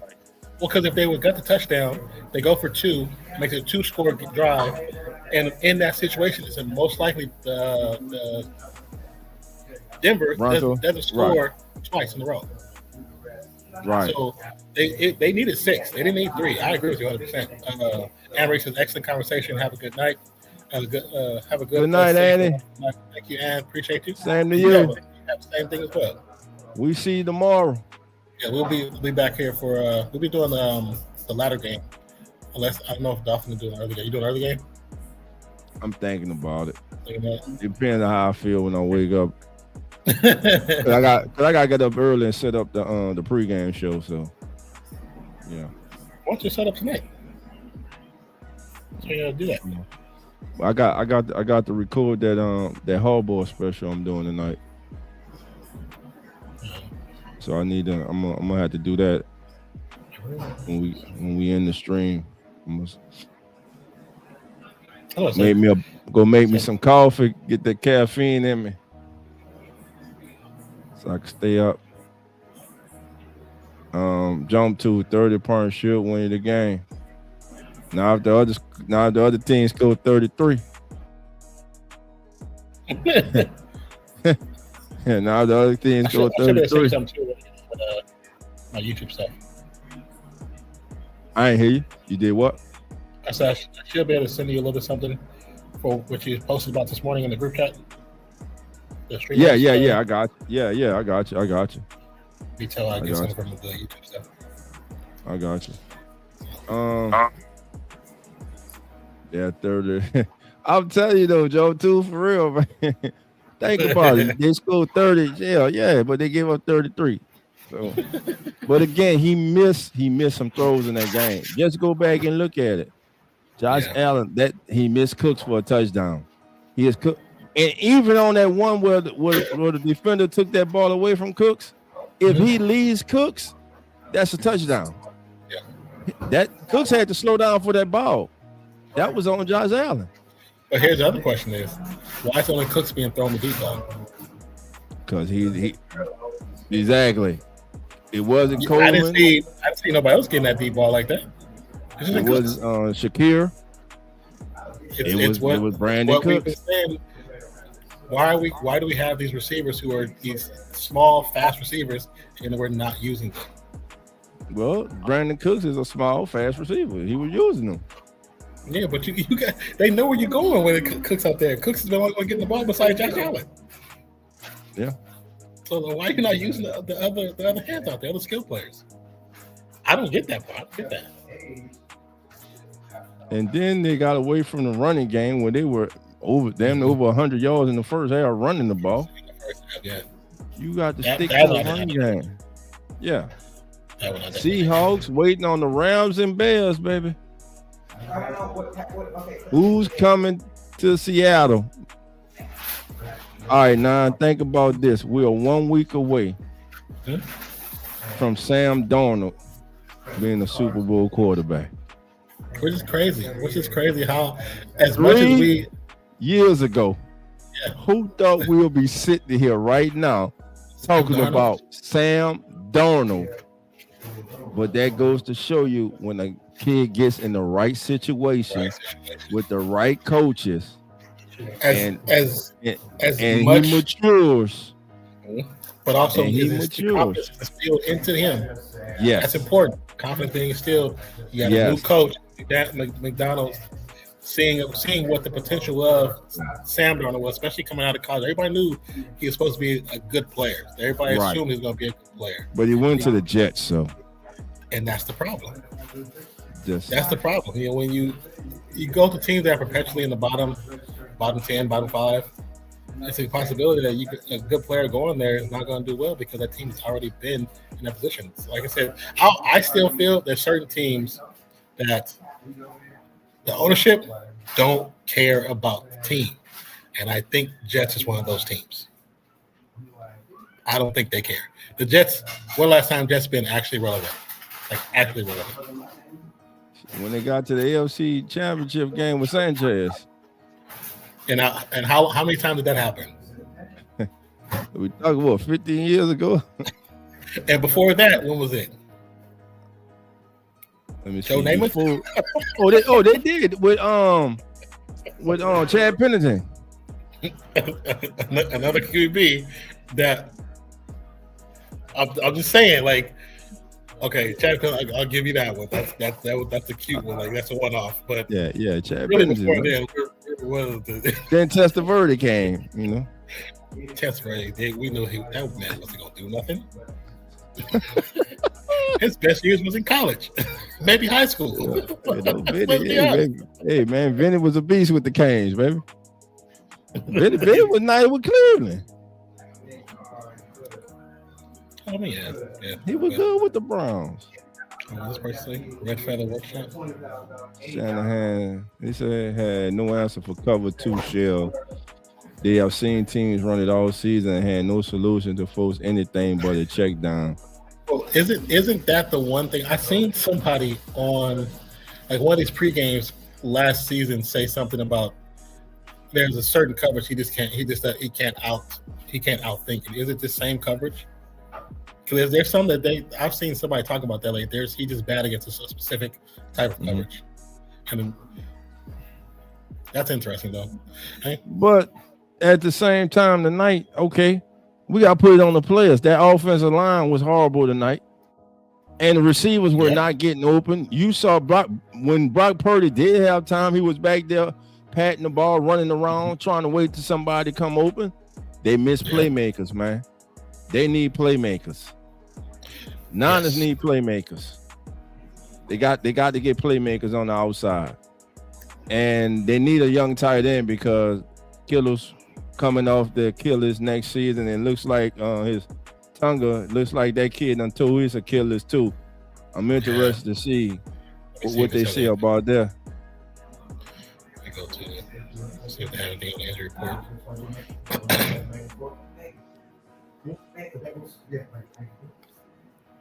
Still looking at. So you pull up ESPN, the first thing you see is Bo Nix. That's sad, bro. Yeah, that man, I'm sucks. sorry to hear that about that for that kid, man. Yeah. Man, that's tough. You feeling good, and then you gotta go in the locker room and get that bad news. I mean, I bet you that totally deflated the team, man. Like took all of they seal. Like what? Bow down? Yeah, because he was the only one really moving the ball. Right. And now you got to listen. I'm sure they go see all the political right things this week. Hey, we believe in Jared and everything. But man, come on, man. Among themselves, they're like, man. Defensively, they say, man, we got to win this game next week. Yes. We got to win the game. We need defensive scores next week. It's like we say about basketball. The coach ain't on the court. No, he not on the coach. It's the players out there. It's on you. I mean, we be talking about these coaches. You could be the brightest play call in the world. Have the right plays called. If they don't go out there and execute, it means absolutely nothing. Yeah. Well, that other time I did. This time I'm absolutely nothing. So Harbaugh's deal was 5 years. No, it's fine. It's the same deal. Huh? Harbaugh's deal is 5 years. Is a 5-year deal. Yeah, 5-year deal, $100 million. And I don't want that. I want Yeah. So good deal, man. Yeah. Hope it works out for him. Like I said, I actually like Jackson. I like watching him play. So, we might see what he looks like in the postseason. Yeah. Interested to see what he does with that young talent he has there, man.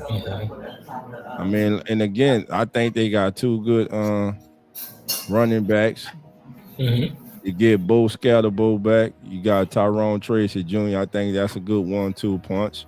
Tracy, look, Tracy averaged 4.3 yards a carry over the last 2 seasons with nearly 1,600 yards from scrimmage. So damn good.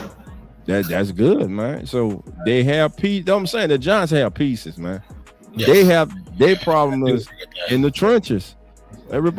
We always like to look at the toys, like Coach called them the toys, the wide receivers, the tight ends, the quarterback, the running backs. It all, no matter what level of football, it's always come down to the trenches. Oh, always, especially, I mean, it's football. That's one of the most important facts in the game. Winning that battle. Let me see. I of course don't see nothing just yet because the game just ended, but I do believe, like you said, that was a Achilles tear for Tungus. Yeah, I'm looking now to see if I see anything. Thing on it. Balled it. Because when you watch the replay, he's not touched anything. He just stops and goes straight down. Right now, it just says non-contact foot injury. Scholar says Patriots all the way. All right. What up, Skyler? I mean, hey, good luck to everybody left in it. It's not going to be easy. Good luck. I'm excited, man. Who's going to advance, man? Let's see. We need to do us a might do us a Super Bowl pool. Super Bowl pool. Yeah, you want some numbers? Yeah, we got Super Bowl pool. The get in gonna be $50 to get in. $50 to get in, baby. $50 a square. Who want to join our Super Bowl pool? We might do us a Super Bowl pool. I'm serious, man. I need to talk to him. We need to talk to Zach about it, man. Maybe we can color. We probably set something up. Y'all going? Yeah, we will be live. Going for the natty, man. Oh yeah, I mean, Zach, I know Carlos gonna be live. And you going live? You and Zach going live? Yeah, I think we'll go live as well. Yeah. So I know because Monday I'll be out of town, but by the time I shut it down, it should be close to kickoff time. Once I get settled, I'll jump on with y'all, man. Yeah. Most definitely will be live for that, man. Can't miss that. It's the final game of the year. And 5 stars. And nothing going on. It's Monday, so ain't nothing else gonna be on really. Indiana's gonna whoop them. That's what that's what everybody's assuming.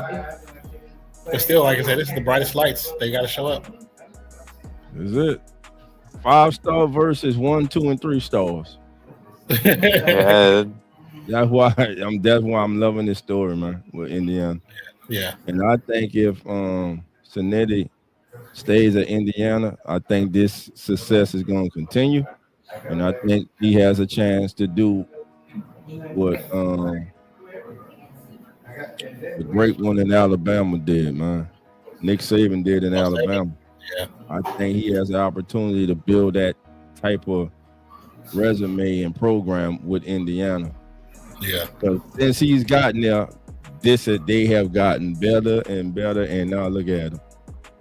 Now, who in the hell expected them to do what they did last week? Nobody. They beat the hell out of Alabama. They beat them like they stole something. They beat the brakes off Alabama. And let me just say this. Okay. A lot of y'all ain't gonna like this to my SEC brethren. The SEC is no longer the most dominant conference in college football. Thank you, UIL. Thank you, UIL. The SEC is no longer the most dominant conference in college football due to the NIL. I'm going to say, because I come from a small school, this is the greatest thing ever. Because small schools hated hearing about the SEC.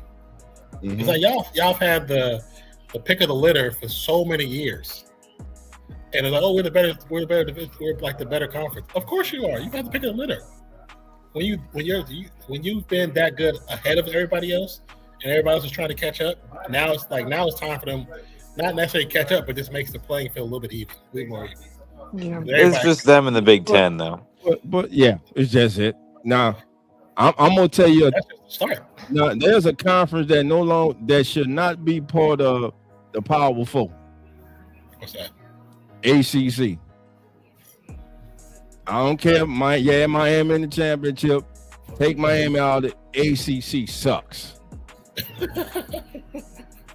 Georgia Tech had a good year. Okay. How in the hell Duke? Yeah, Duke and North Carolina's not that good. Come on, man. You got Virginia. Virginia Tech and what they used to be. Wake Forest. Virginia Tech ain't the same. They ain't been SMU, California. Virginia Tech ain't been good since 2005 or 4. It's been a long time for them. See, you got the jokes, man. Hmm? You got jokes, bro. Well, y'all funny in the chat, bro. They always got something to say. Always, bro. It's like, Red Feather Work Stop. look at me. I want attention. Yeah. Just ask a question and get attention instead of being a jerk. Yeah. Bro. Well, New Orleans. Be well, New Orleans. Take care of Zach, who is probably sleep deprived and staying up for cricket or something. My boy Zach be on it, baby. He be on it, man. Congratulations to the Seahawks, Tony says. Congratulations. Shout out to our friend and sister Megan. For the 12, man. Megan's going crazy. Going crazy. Represent the 12 on YouTube. She reps the 12 proudly, baby. She does. That ain't no fake fan. That ain't no bandwagon jumper there. That's really true right there. Yeah, that's real. Through and through, baby. Congratulations to those fans, not the bandwagon jumpers. Yeah, the real ones. Yeah, the real ones. The team kind of went downhill. They stayed strong, 10 toes down. Duke has put a good half decade of. Man, what good half a decade teams Duke done put together? 85? Man, bye, man. Stop it. Man, Duke, man, please. Duke put together good basketball teams. Yeah, they don't put together football-wise. They don't win a couple 8-9 games. What? After what? The last 8 years, they didn't win what? 4? Maybe. About 50. Maybe. Yeah. You're going to talk Duke done put a half decade team together. Not SEC level yet. They're not even ACC level yet, man. Stop it. But yeah, but all joking aside, the transfer portal, man, it has kind of like even the fields. You know what I'm saying?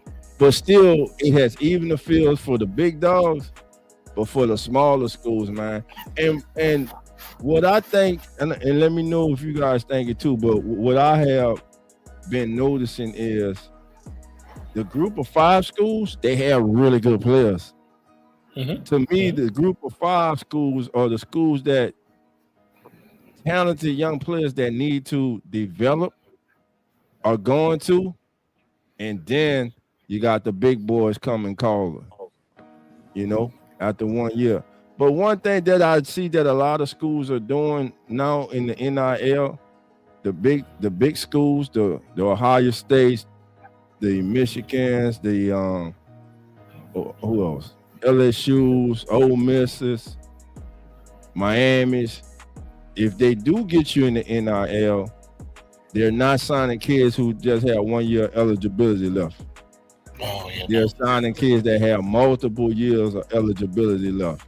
And I think that's important right there to look at. And this will be the 3rd time the Patriots and Texas meet in the divisional round. It's the third time. Yeah. Third time. Man, I they saw showing. something too. Nico, now the head coach of Texans. It was like right before. It's funny. I saw things say right before he left the Texans as a player, he actually sued them and won a case against them, and now he's a coach with them. I thought that was interesting. It's like interesting. It's like how did that work out where you came back to be a coach after a lawsuit that you won against a team? Oh, that's interesting. Nah, so I'm looking on Twitter and it looks like it was that overtime period with about 6 minutes to go, about 6:04 to go. And then on that 1st and 10 that when they were in field goal range and he kept the ball to run outside and he got tackled. And you could see him walking back with a little limp and then trying to jog on his ankle. I believe that's when this happened. So basically the play before, before he actually injured it, tried to still play on it and probably made it worse. Yeah, because he got up kind of walking straight, and then you can see him start limping. He starts trying to like jog a little bit.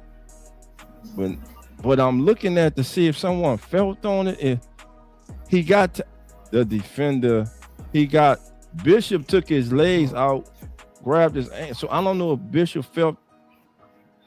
I'm thinking the point of his toe probably went down the ground and Bishop felt on the back of his ankle. That's what it's looking like to me. I would share, but I don't want no copyright. So we don't even have those right now. Yeah, we got 90 days. We got 90 days. Yeah, we got 90 days. We can't get into don't need nothing else right now. If anything, you just show it on the shorts page. Shorts page, you get a lot more stuff. Oh yeah, listen, that is praiseworthy. When you're just a 3-win team, you start winning 8 to 10 games a season, and believe me, I know about that because I'm a Tulane fan. I like Tulane. I have my reasons for that. So I understand that. And speaking of everybody at Tulane, I didn't like the hire that they did. I think they should have went nationally. I didn't like the hire that they did, and I think they're going to go. You think it's going to go downhill? Yeah, I didn't like Will Hall as an offensive coordinator. Cool. I saw him at Southern Miss trying to, like we always say, everybody is not meant to be the man, to be a head coach, bro. And yeah, they'll be back to 6-7 wins, maybe 4. I'm serious, and it's a shame because they done knocked it out the park with the last 2 hirings that they made. I just think there was a chance to get LSU defensive coordinator Baker. He's a former Tulane linebacker, but you had the athletic director coming out talking about he wanted to prove in somebody who had already been a head coach, losers mentality, right there. Just doing what's comfortable for him. That's all that was. I hope I'm wrong, but all the players transferring out. You really haven't bought anything in of significance, so we'll see, man. I'm trying to look for something. I'll find it real quick. What you looking for? I was looking at because Pac-12, they actually realigned their shit because they lost all the teams. And I saw that. Supposed to be it was gonna fall. I saw that a couple weeks ago. Yeah, just added some more teams. I was hoping Tulane go to Pac-12. You said I was hoping they go to Pac-12? Yeah. I was hoping they go to Pac-12. I probably was by myself on that, but well, I knew certain teams were gonna go because they've been trying to get there for like the last 10 years. But so I knew like Boise was going. I knew Colorado was going to stay up in there. I knew Fresno State was going because Fresno State was trying to be in the Pac-10 for a minute. Tulane something about. Because our baseball and softball have been part of the Pac-12 before we came to Pac-12. So Gotcha. So they've been trying to get the football team there, but they didn't want to get the football team there. Are they? UCLA several times and almost beat USC several times, but it's not. Are they in Sunbelt? Tulane? Say Tulane? Are they Say in again? Sunbelt? Nah, Is Tulane in the Sunbelt? American. American Man. American Athletic Conference.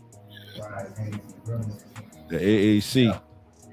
You in Charlotte's conference? No, Charlotte's in their conference. Yeah, all right. Well, I can't say anything because they went like what, one and 11. Tulane I the big can't. dogs, baby. No, y'all can't talk right now. I mean, right now, North I'll Texas let is you the big dog. No, Yeah, no, actually. Texas not. We the big dog. We beating all Texas. They We got the big Tulane there, dogs. North Texas. Memphis ain't really big in a while. No, I don't East know. Memphis was good this year too. East Carolina and Tulsa. East Carolina's not. Tulsa. I can't really Tulsa used to have a think good Charlotte went like what, Yeah, 1 good and Tulsa 11 or money. something. Somebody might recognize me. Tulsa used to have a good team. And then, of course, Rice used to be good a long time ago until they got blown up for those Dude, scandals.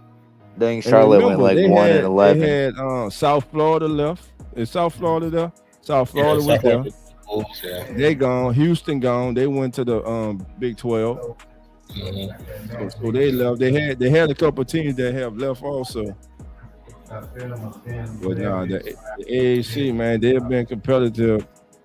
And also after the Tulane and North Texas team, I think the quarterback from North Texas also went to where the coach went. It was Ole Miss Yeah, coach. Oklahoma State. Yeah, he left to go to Oklahoma State. Yeah, Yeah. head coach. The He quarterback called went the there coach too. to Oklahoma State, and that kid's nice. Yeah. He's good. But I mean, it was kind of. I mean, people that thought it was going to happen, I was like, he went to where he was being the most, like I said, confidence. Somebody puts confidence in you, and even it's a good possibility you're going to leave. That person going to leave too. And you know the player and the OC going too. Yeah, you know the offense. Yeah. I know everything. Get a little bit more talent around you because of their pockets. Yes. And right now, there's no more. NIL is nothing but college free agency in college football. Yes. That's all it is. The free agency. That's it. It's what was happening beforehand was considered illegal. Yeah, man. I was listening to college football on Sirius Radio. There were over 3,000 players in the transfer portal. 3,000. I definitely believe it. There are not 3,000 NFL talented players in college football. 3,000 players. Some players just got in the get in the portal, man. Yeah, just trying to find a place where they fit in. Or they think they fit in. Let me say that. I'm all for the players. I am. But this has got out of hand, bro. You got players transferring every year. They try. If you transfer 1 year, you should have to sit. You can't transfer for another 2 years. See, I don't agree with that. But you should be able to transfer every year, bro. But not every. I think they got to stay the first 2. I feel like the reason why I like how it is now is because the coaches were able to leave whenever they wanted to, and players couldn't. And I think that's not fair to them as well. No, I'm saying they can leave, but I'm saying, all right, you leave this year, you go somewhere, maybe you don't like something else, then you transfer again the next year. Oh, that's too much. I don't think they should be transferring back to back to back. No. That's what I'm saying. Back to back transfer. I'm not saying don't transfer. Nah, you want to transfer. I think the only way I can see that is if there's like injuries and there's and the person that comes up, you're not getting PT when you come back. Right. Okay. Yeah. But now, if it's injury or something, maybe they appeal it, and then they'll get a special waiver that'll allow them to do it for special circumstances. But just you transferring last year to this school, from that to this school, now you want to transfer to another? No, man, that's too much. And look, what do you think about the Ole Miss quarterback suing the NCAA for a 6 year? last year. Now, was him applying for that year? Was it based off injury? I didn't see or he just wanted another. He was trying to get another year. I think he's trying to get another year. I'm not gonna speculate and say that it is or isn't because I'm not sure. Okay, I know. All I saw that he was trying to sue for a 6 year. I know when I worked at Fresno State, the reason why players got those 6th or even 7th year is because of injury. Yeah, usually because of injuries. And now if it's not based on injury, then no, you go test. Well, hell, Carson Beck, shit, this is 7 year. He ain't been hurt. Again, I know it's because of injuries. Now, what that is, I ain't got nothing to do with that. I have no knowledge. Carson Beck been in college football. Shit. Carson Beck going on. He play next year, be 8. Shit. Don't need to go. Hey, look, some of these players ain't worrying about the NFL now. They getting their money now. They getting bread now. Why I'm going to NFL? That's like how women basketball in college has kind of taken the forefront in this sports being visible. They were talking to some of the girls who were playing last year, especially the girls from Notre Dame. They're like, "You gonna go to declare for WNBA?" She was like, "No, why?" She was like, "One, I get paid more than they do right now at Notre Dame." Yeah, that's crazy. And it's only my first year. So why would I go there when I'm going to be put on the bench? They're not going to play me, level. and I'm getting paid right now to do it. The high level. Unless you got to really love the game. You want to go compete against the best to prove yourself. Yeah. That's why you go. That's why you go. Game that rival that they were pushing is not getting the viewership that they thought it was going to get. And it's struggling right now, and I don't know what channel it's on, so I haven't been able to even try to watch it. Like I haven't seen it on YouTube. Unrivaled is where a lot of the women's from WNBA go to instead of going overseas. It's that other league they have. They go to Unrivaled, and it's not getting the viewership they were hoping. That's for. A league. That's a league. Yeah, Unrivaled is a league. Yeah, it's an actual league. It started a couple years ago, but they have Unrivaled. It's basketball. There's baseball. There's volleyball, and they have several sports. Me and Zach ran across it like 3 years ago on YouTube. We ran across the main. That's what I saw today on YouTube. Yeah, but we haven't seen. We don't know where the live games are being played. We haven't seen them, and we're subscribed to their page. But we get no notifications, no nothing. So I don't know if they're doing stuff on YouTube or not. But I'm gonna have to look and do some more research. But it's more than one sports league under Unrivaled. Unrivaled is just like another option. And then of course, what's the girl who called out the commissioner? She has a league too that they started in Florida at the Walt Disney Complex. That's another league for women to play. Multiple leagues. Yeah, there's leagues where now they don't have to go overseas, and they can still. Yeah.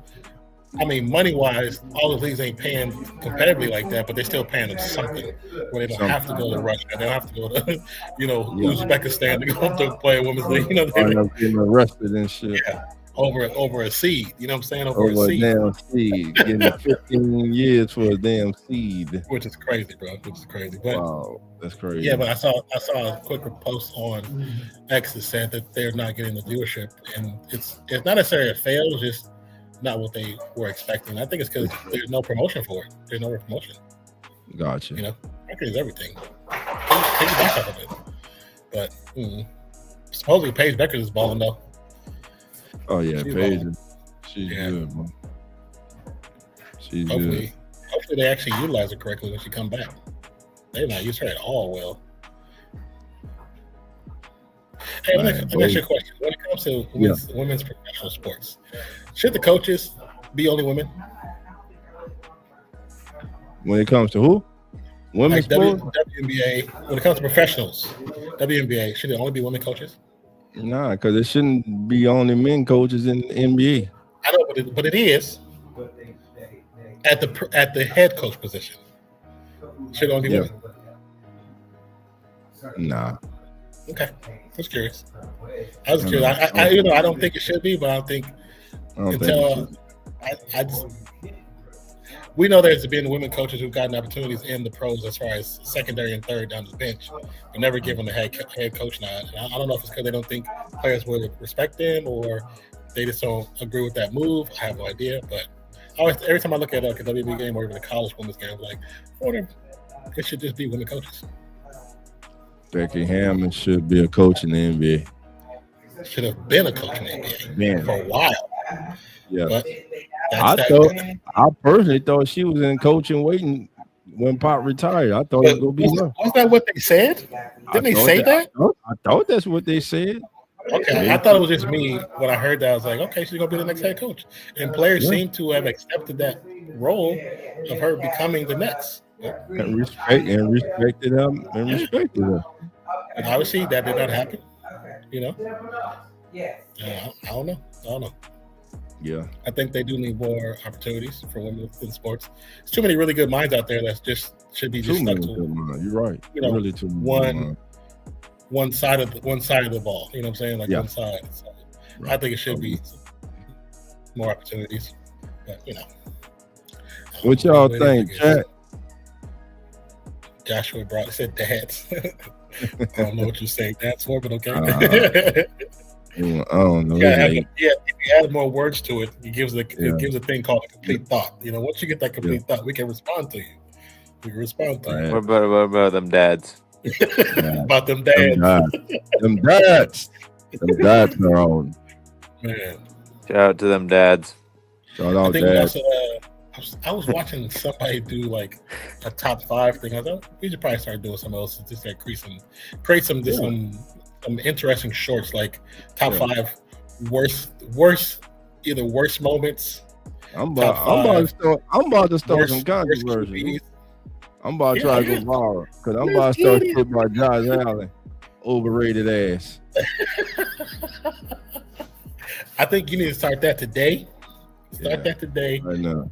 Drop some shorts and let's just get these views, man. Josh Allen ass is overrated. Damn it. Tired of this shit. Hey, he took that cake with it. He took that cake with it. Yeah, that kryptonite on that ass tonight. Every time he put that cape on, and the Broncos kryptonite his ass. Man. I covered up short.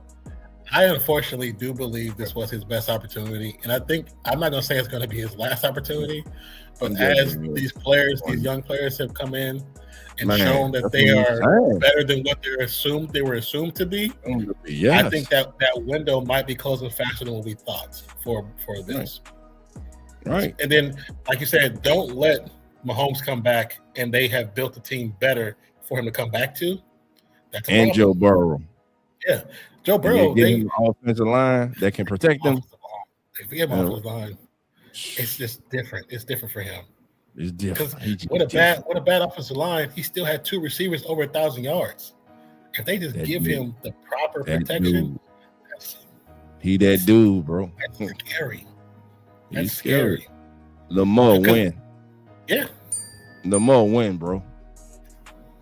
Win. The Ravens talking about they gonna resign and they won't win, but win though.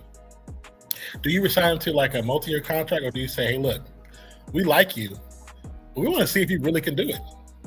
I'm not re-signing him until I see the head coach I'm hiring, and I want to see how that head coach, because it could be that they could hire the right coach for Lamar Jackson, and he can bring in the right offensive coordinator, or he can be that right play offensive coordinator / head coach that he's been missing.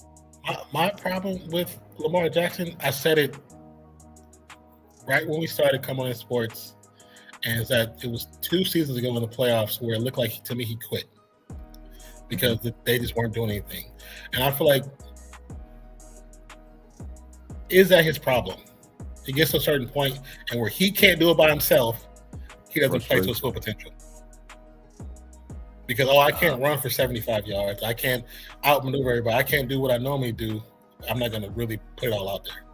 Right. Well, I haven't seen that out of him personally. I haven't. So. No, I'm not saying I've seen it. I'm saying can that be part of his issue? Because like that playoff where they frustrated. That playoff where they were, I think it was 2 seasons ago, where it looked like it looked like he quit the playoffs. Mm-hmm. And I was like, you just can't do that. You have to try until the clock strikes 0. Now there's points like today, Niners wasn't going to it was done before, say they really tried. The 6 points, that was all they gonna get. That's all she wrote. Yeah. But there's sometimes where you're closer than that and you can't give up. You have to keep trying. You have to keep pushing. Yeah. Keep pushing until it's over, man. And listen, we understand the tough breaks that the Ravens have had. How many times have we saw Mark Andrews make tough catches and he drops that pass last year? Yeah. Come on. I mean, likely drops up. I mean, they had some tough breaks, but at the same time, in those games, it shouldn't have had to come down to that because there were times in the game where Lamar Jackson didn't do what he was supposed to do. And same thing happened today with Josh Allen. Really, they had no business even being in overtime. But that speaks to the greatness of him. But at the same time, he ain't that great because he couldn't make the big play when he needed to. Again, go back and look at the game. He missed a touchdown to Cooks. He missed a big first down to the tight end Knox. It would have been about at the 10-yard line. He missed that pass. So we have to see. Real Turn 1 says Lamar will be in Miami next year. Who is Miami's head coach? They don't have one. They don't have one, so we can't say that. It's gonna be Halfling. Can't say that. It gonna be who? Gonna be Jeff Halfling. Jeff Halfling. Gonna be Green Bay's head defensive coordinator. Okay. Defensive coach coming in. Now you're a defensive coach. he's- Your most important hire is a what? Offensive coordinator. He's supposed to do an in-person interview. I'm gonna throw something real crazy out there. Jeff gets on the phone to McDaniel and say, "Man, come on back to Miami. It's my offensive coordinator." He's not going back there. Man, get the hell out of my phone. Stop wasting my anytime minutes. Wasting my damn time, man. I'm going to Vegas, man. I'm going on the strip, baby. I'm going on the strip, be the head coach of the Raiders. Well, like I said, I know they are interviewing one day. Can't do no worse than Pete Carroll did. Yeah, you can't. You cannot. That statistically, it was the worst. I'm gonna tell you but the problem too was the offensive coordinator that got fired. Okay, so speaking of that, because my God, that dude, he just sucks as an NFL coach. Looking at, we had there's a couple guys I know that actually do have an inside ear into some players, into some coaches. Supposedly, his playbook he wanted to run was not being allowed to be ran. That Pete Carroll was making him change plays, like the plays he wanted to call. Supposedly, he wasn't being allowed to have freedom of play call. No, and I knew that looked like a Chip Kelly offense that was out there every Sunday. The first 3 weekends, yeah. The first 3 weekends, it did look like a Chip Kelly offense. It definitely started changing after a certain amount of time. But also, the offensive line coach was his son, who had never coached O-line in his life. Never. Shouldn't have been there. Family thing, huh? And then when at post games, the reporters kept asking questions to direct him to saying something about his son, he would not say nothing. Say nothing. He wouldn't say nothing. I ain't about to talk about my boy. You're protecting him. I ain't about to talk about my son. That's my son. Me too. You gotta let this guy attack go. Me. Yeah, attack me. I ain't attack my son. Then but look, the cover's not bare with the Raiders though. You got an all-world tight end and Brock Bowers. Hell, and his backup, Michael Myers is a hell of a tight end. He had a good year. Michael Myers had a good year. Why the hell we not running a lot of 11 personnel, 12 personnel with those two on the field? Hey, I was telling Zach, with how bad our O-line was, Genty ran for 975 yards still. What happened? Genty still ran for 975 yards. With a bad O-line. With the bad line. Genty good, man. The kid's good. Oh, leaving some people, they say we should never draft him because he's overrated. I'm like, okay, cool. That's why you're on ESPN. Cool. Yeah, great. Like, you're an idiot. Lamar Jackson has expressed a strong desire to play for the Dolphins. Reports indicate that he would love to join the team, especially given his South Florida roots. What reports? Adam Schefter? Ian Rappaport? I was like, if it's like on Facebook, don't believe all of those. Facebook posts so many fake reports, it's ridiculous. Lewis. Yeah, no, that crap is so dumb. I keep seeing them post stuff. Because my Facebook automatically sends Raider stuff to me because I watch Raider stuff.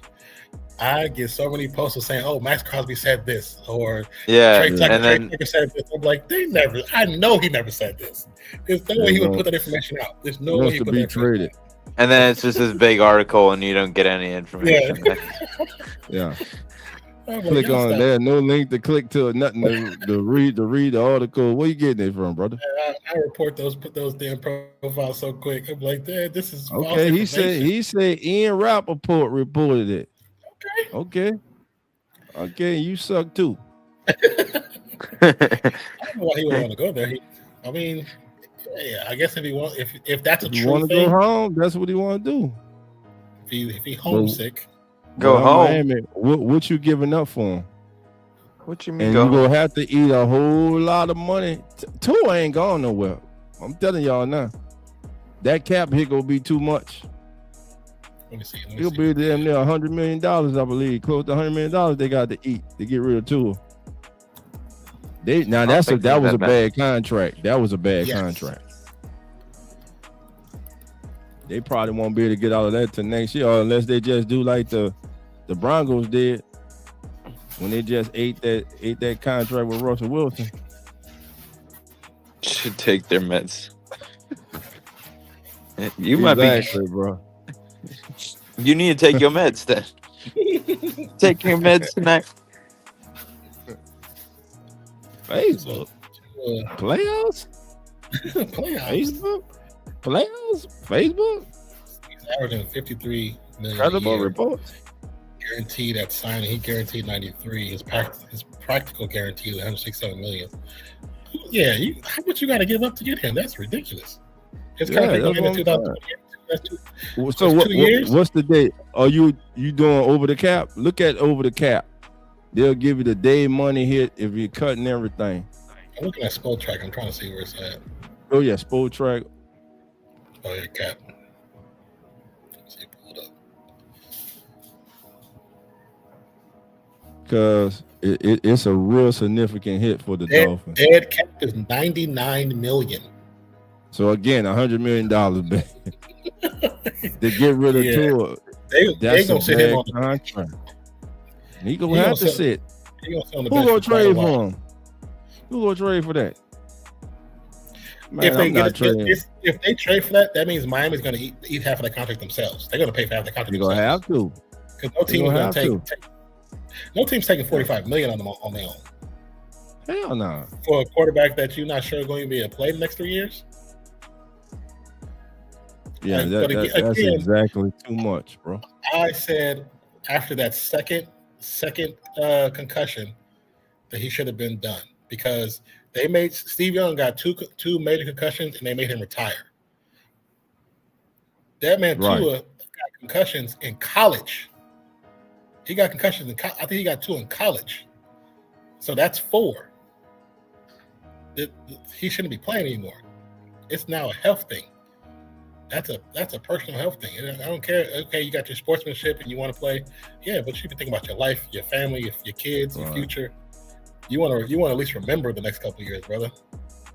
Because you got 2 major. I think he had 3 to be honest, but he had 2 major concussions since he's playing NFL. But he had 2 in college too. Right. So now next year it'll be their best year to get rid of him in 2027.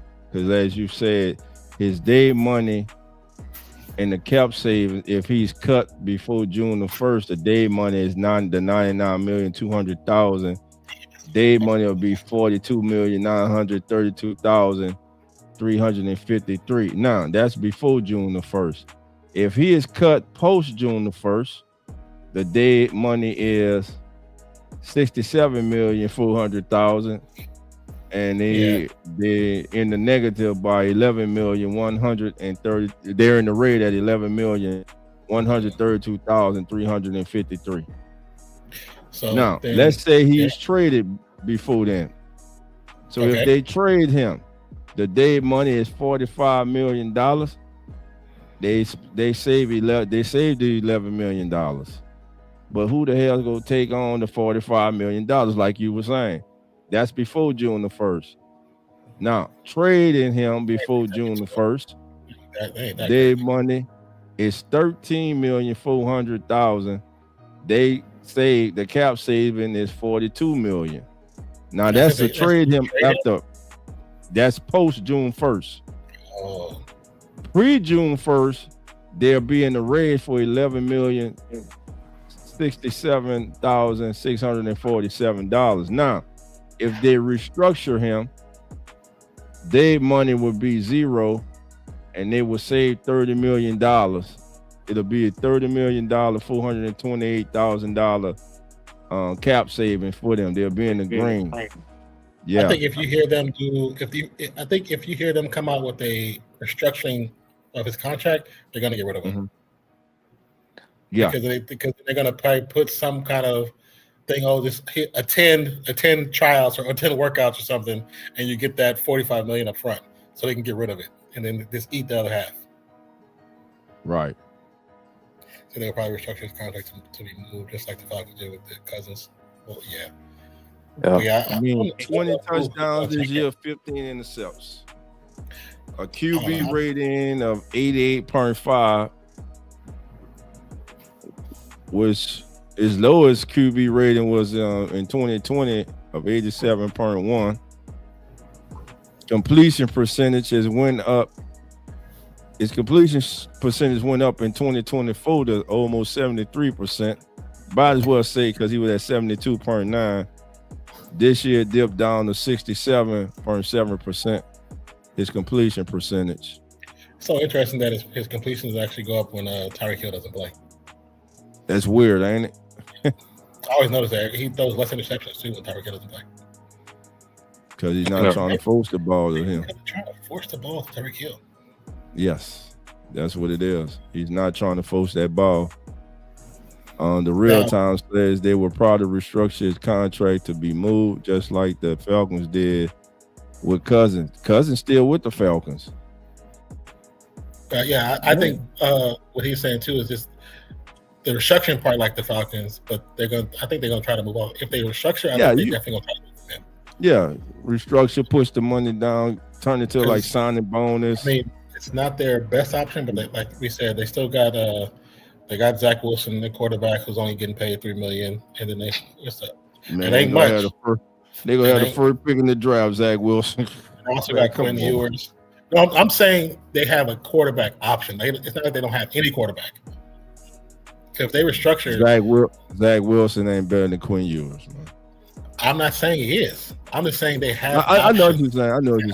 I'm just saying because they go, to come up a quarterback, because Tua is skilled at the position. I'm not going to say that he's not, but that money, no. To give him that money is saying he's better than Josh Allen. If you give somebody that much money, he needs to be the best quarterback that's been playing for the last 10 years. That's ridiculous. Yeah. But I think they can afford to go and they're going to take a loss a year or two, because then they'll be able to get up and try to get Archie Manning, maybe. Yeah. I think I'm finna hop out. Man. All right, brother. All right. Yeah. Have a good night, brother. Yeah. I'll see y'all. Appreciate you as always. Yeah. Yeah. Y'all on tomorrow night or tomorrow? Yeah, should be on tomorrow night. We'll be on tomorrow night. All right. Cool. I'll see y'all. See you later. All right, man. All right. Thank you, brother. Talk to you later. Yeah. But yeah, so we did watch the Broncos and Bills game. Real Time, you funny. There's no way in hell the Saints. Man, we ain't going out no.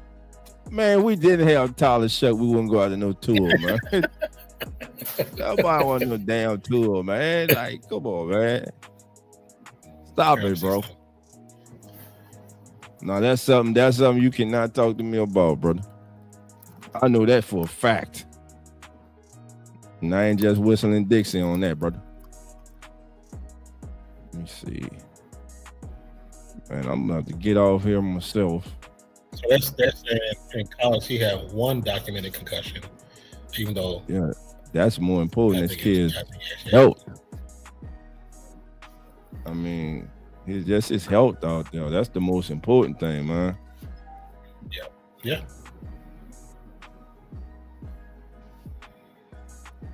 I'm a Broncos fan, and I think we got bailed out on that one. You talking about that pass interference? You banking on Shuck? Yeah, I've been watching Shuck since he came to the NFL. Every pass in training camp, every preseason game, every regular season game. Yes, sir. They built 2026. They're building around Shuck. Yeah. I like Tyler.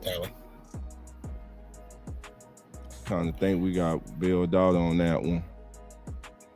I mean, that game, man, that was just,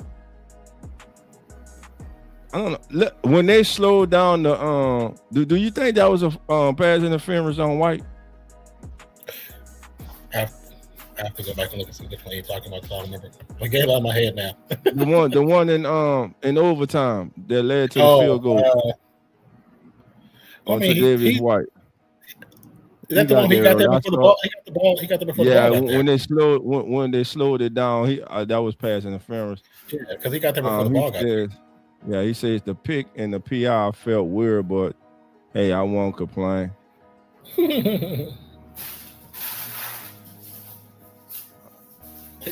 I can see Shuck as a All Pro player. When the hell Tua was All Pro? Man, stop it. Shuck better than Tua right now. He better than Tua right now. I like Shuck, man. Come here talking about my quarterback, bro. You probably one of them who saw him throw that pass at the combine, like, oh my God. This is the guy the Saints. Yeah, that guy on YouTube. Oh my God, this the guy the Saints getting? Don't even know what happened on the play. Well, it's all good. Just run with the narrative. It's all good. Do your researches, brother. But nah, man. But real term. There's no way. Even if the Saints wouldn't have hit, or Shuck wouldn't have shown the promise that he's shown, and giving them the confidence to move forward with him next year as the clear starter. There's no quarterback controversy. He's the starting quarterback for 2026, hands down. Yeah. So, but even if that wouldn't have happened, man, they probably would have won in the draft. They would have went after another quarterback that go be free, and the quarterback in Arizona, Tyler Murray will be a free agent. I don't see Tyler Murray returning to Arizona. I said that I say unless they're getting a new coach, we don't know. Yeah. Did you see his post after they fired the coach? Like he put it on like that was his dude. He did. I was like, he's like, I'm gonna really miss you. I was like, you're the reason they fired him. Yeah, stop it, Colin. I told Zach, I said, I feel like Kyler Murray. Just go play baseball. And you're good at it too. Well, because I mean, he got drafted already. He's already drafted. He's on the A's already, technically. There's no contract. So just go play baseball. You got a position, you got a spot already open, waiting for you. Just go play baseball for a season or two, and figure out if you really want to play football. I don't think you want to play football no more. And we lost both. That hurts right there, man. That does hurt. Yeah. I feel y'all pain on that one, man. Losing both Knicks. I remember when we went to the playoffs, had to play in damn Mexico. Then freaking Carr broke his leg. I was like, oh, that's a wrap. I was like, all right, see you later. It was fun while it lasted. I know the feeling, and it's to fight as much as y'all did to get there, and play as well as y'all did to get there. Finally, but listen, it's not over though. It's not over. Still got to play the game. Yes, Jared Stidham might go out there and play the game of his life. anything can happen. Like we've Just seen that. need him We've to seen Listen. the no names come out there and have 1 or 2 good games. Right. But with that defense the Broncos have, all he has to be Sunday is a good game manager. No turnover. Do not turn the ball over. You might not win the game for us, but do me a favor. Do not lose this football game for us. Check that. Now Sean gonna protect them to a limit, but there are gonna come moments in that game where he's gonna have to make plays. He's gonna have to make a pass. He's gonna have to make that run. So those are gonna be the key moments to watch in the game. As I always say, there are games within the game, and there are gonna be those situations arise where he's gonna have to make that crucial throw on 3rd down, or he's gonna have to make that crucial escape from the pocket and pick up a 1st down with his legs. Can he do it consistently without putting the ball in harm's way? Not just with intercepts, but ball security in the pocket, holding on to that football, not putting it on the turf, fumbling the ball also. And his supporting cast has to help him. That's a great question. Sutton can't be out there dropping passes, man. No. I mean, as a Raiders fan, to Jared Stidham, who used to play for the Raiders, listen, just be still. Be still in the moment. Be calm in the moment. Play the game that the coach has set for you. Don't try to do anything outside that play. Play what he tells you to do. That is a Super Bowl winning coach. Listen to him, and y'all can still win. Like you said, it comes to a situation like this where, like, just listen and be still and play the game that's set in front of you. Don't try to do too much. Yeah, I see. Don't try to do too much. You already know about just make the small thing. I ain't say nothing, bro. I got you. It's funny though. I ain't gonna lie, it's funny. Hey, so that's the one thing about when we send it to the mobile. You always get so many randoms. Which is cool. I love the conversation. I love it coming in. As much as y'all talk trash and you see us taking it with a smile on the face, you better subscribe. That's all I'm saying. You better subscribe. Yeah, just subscribe, man. You can talk all the shit you want. I'm gonna talk it back to you too. You talking to the right one right now. I'm just not holding me back, really. Oh, by the way, instead of that, just play. I don't give a damn. Lil Wayne ain't never been a Saint fan.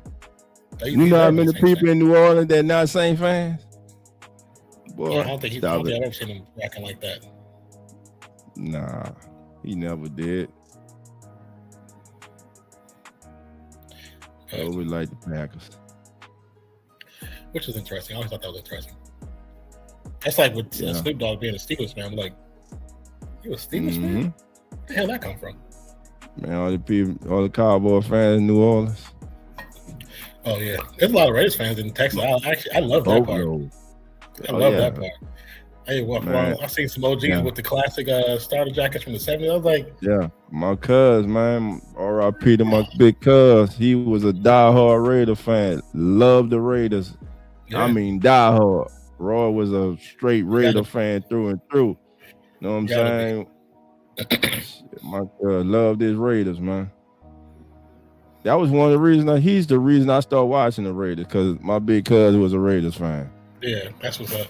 That's why I started watching the Raiders, man. Now you're a Cowboys fan. Back in the day. I see how it came around. I was a Cowboy fan because they came on TV every Sunday. Because we sucked. On regular TV, they stayed on. Yeah, they played them a lot. They played them on TV. Especially when they got good, man. Bro. Or when they played. I cried on the catch, bro. Oh, really? I was a big Everson Walls fan. The White Claw caught that pass, I cried, bro. I ain't want the 4. I never did like the 4. Now I like Rice. I like watching them playing other teams, but I just couldn't stand there. At first, they used to beat the hell out the Saints, where everybody used to beat the hell out the Saints there. So we were just god awful, but I mean, I saw them every Sunday. You know what I'm saying? I see them every I Sunday. was like, man, this mother, man. Like he caught that ball. I was like, did he catch that? How the last play of the game, man? Come on, Everson Wall. then you was repping, Everson Wall was repping GSU too, Grambling. You know what I'm saying? I was like, yeah, he representing the HBCU. You know what I'm saying? Louisiana, baby. You go out like that. Oh man, RIP to the great Dwight Clark too, man. Yeah, yes. Most definitely, man. That was crazy, man. But yeah, I was a big Tony Dorsett fan. The flex defense. Tony Dorsett, Ed Too Tall Jones, Randy White. Let's see. What time is that game? Robert Newhouse. Well, come on, man. A lot of y'all pretend Cowboy fans don't even know them names. Doug Cosby. I remember when I was a kid, I remember hearing about I seen a report. I don't know, but it was a report how in training camp, this is one as a kid, so made me dislike the Cowboys so much. In training camp, the Cowboys stayed at the college for the training camp, and then they destroyed the college. They destroyed all the rooms. Like they tore up shit, threw shit out the windows. Like this was like the heyday where Irvin was doing the white candy heavy. I remember hearing, I was like, and as a kid, I was like, that's so wrong. It's like, how y'all just go into a dormitory for a college and just destroy it, and then act like y'all didn't do anything? And I think as a kid, for me, I was like, hey, I hate this team. I hate this team with a passion. Me. And then watch, like I said, because I grew up in the Bay Area, I wasn't really a Niners fan, but I supported my Bay Area team. So whenever they go against Dallas, I always watch those games. That's some of the best games I watched, to be honest with you. Especially the game that took place in the stadium when T.O. signed the ball on the star. One of my favorite games to watch. One of my favorite. I love that game. That game was a great watch. Yeah. That was intensified, right? Yeah. That was real rivalry. Right there. Yeah. And then Emmitt Smith scored. He runs all the way back. Yeah. And then T.O. tried to do it again. And they always ref it. That was one of the favorite games to watch right there. That game right there. That was. It had some iconic Cowboy games, man. Yeah. Oh yeah. He said Leon Lett in that Miami game on Thanksgiving in the snow. Oh, touching the damn ball. Like, come on, bro. Like, why'd you do that? Why'd you do that, brother? Why'd you do that? Yeah, it had some good games, man. I remember everybody's like just slapping the head when he did that. Like, what did you do? You just cost everything. What is this? Everything.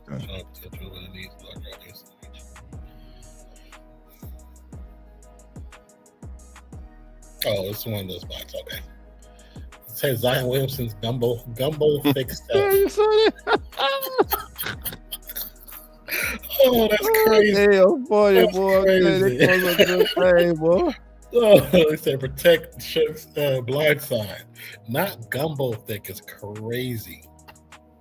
It's the only thing what's going on in Minneapolis right now is the Bay Area, LA. It's the real Cali. Bay Area is a little bro.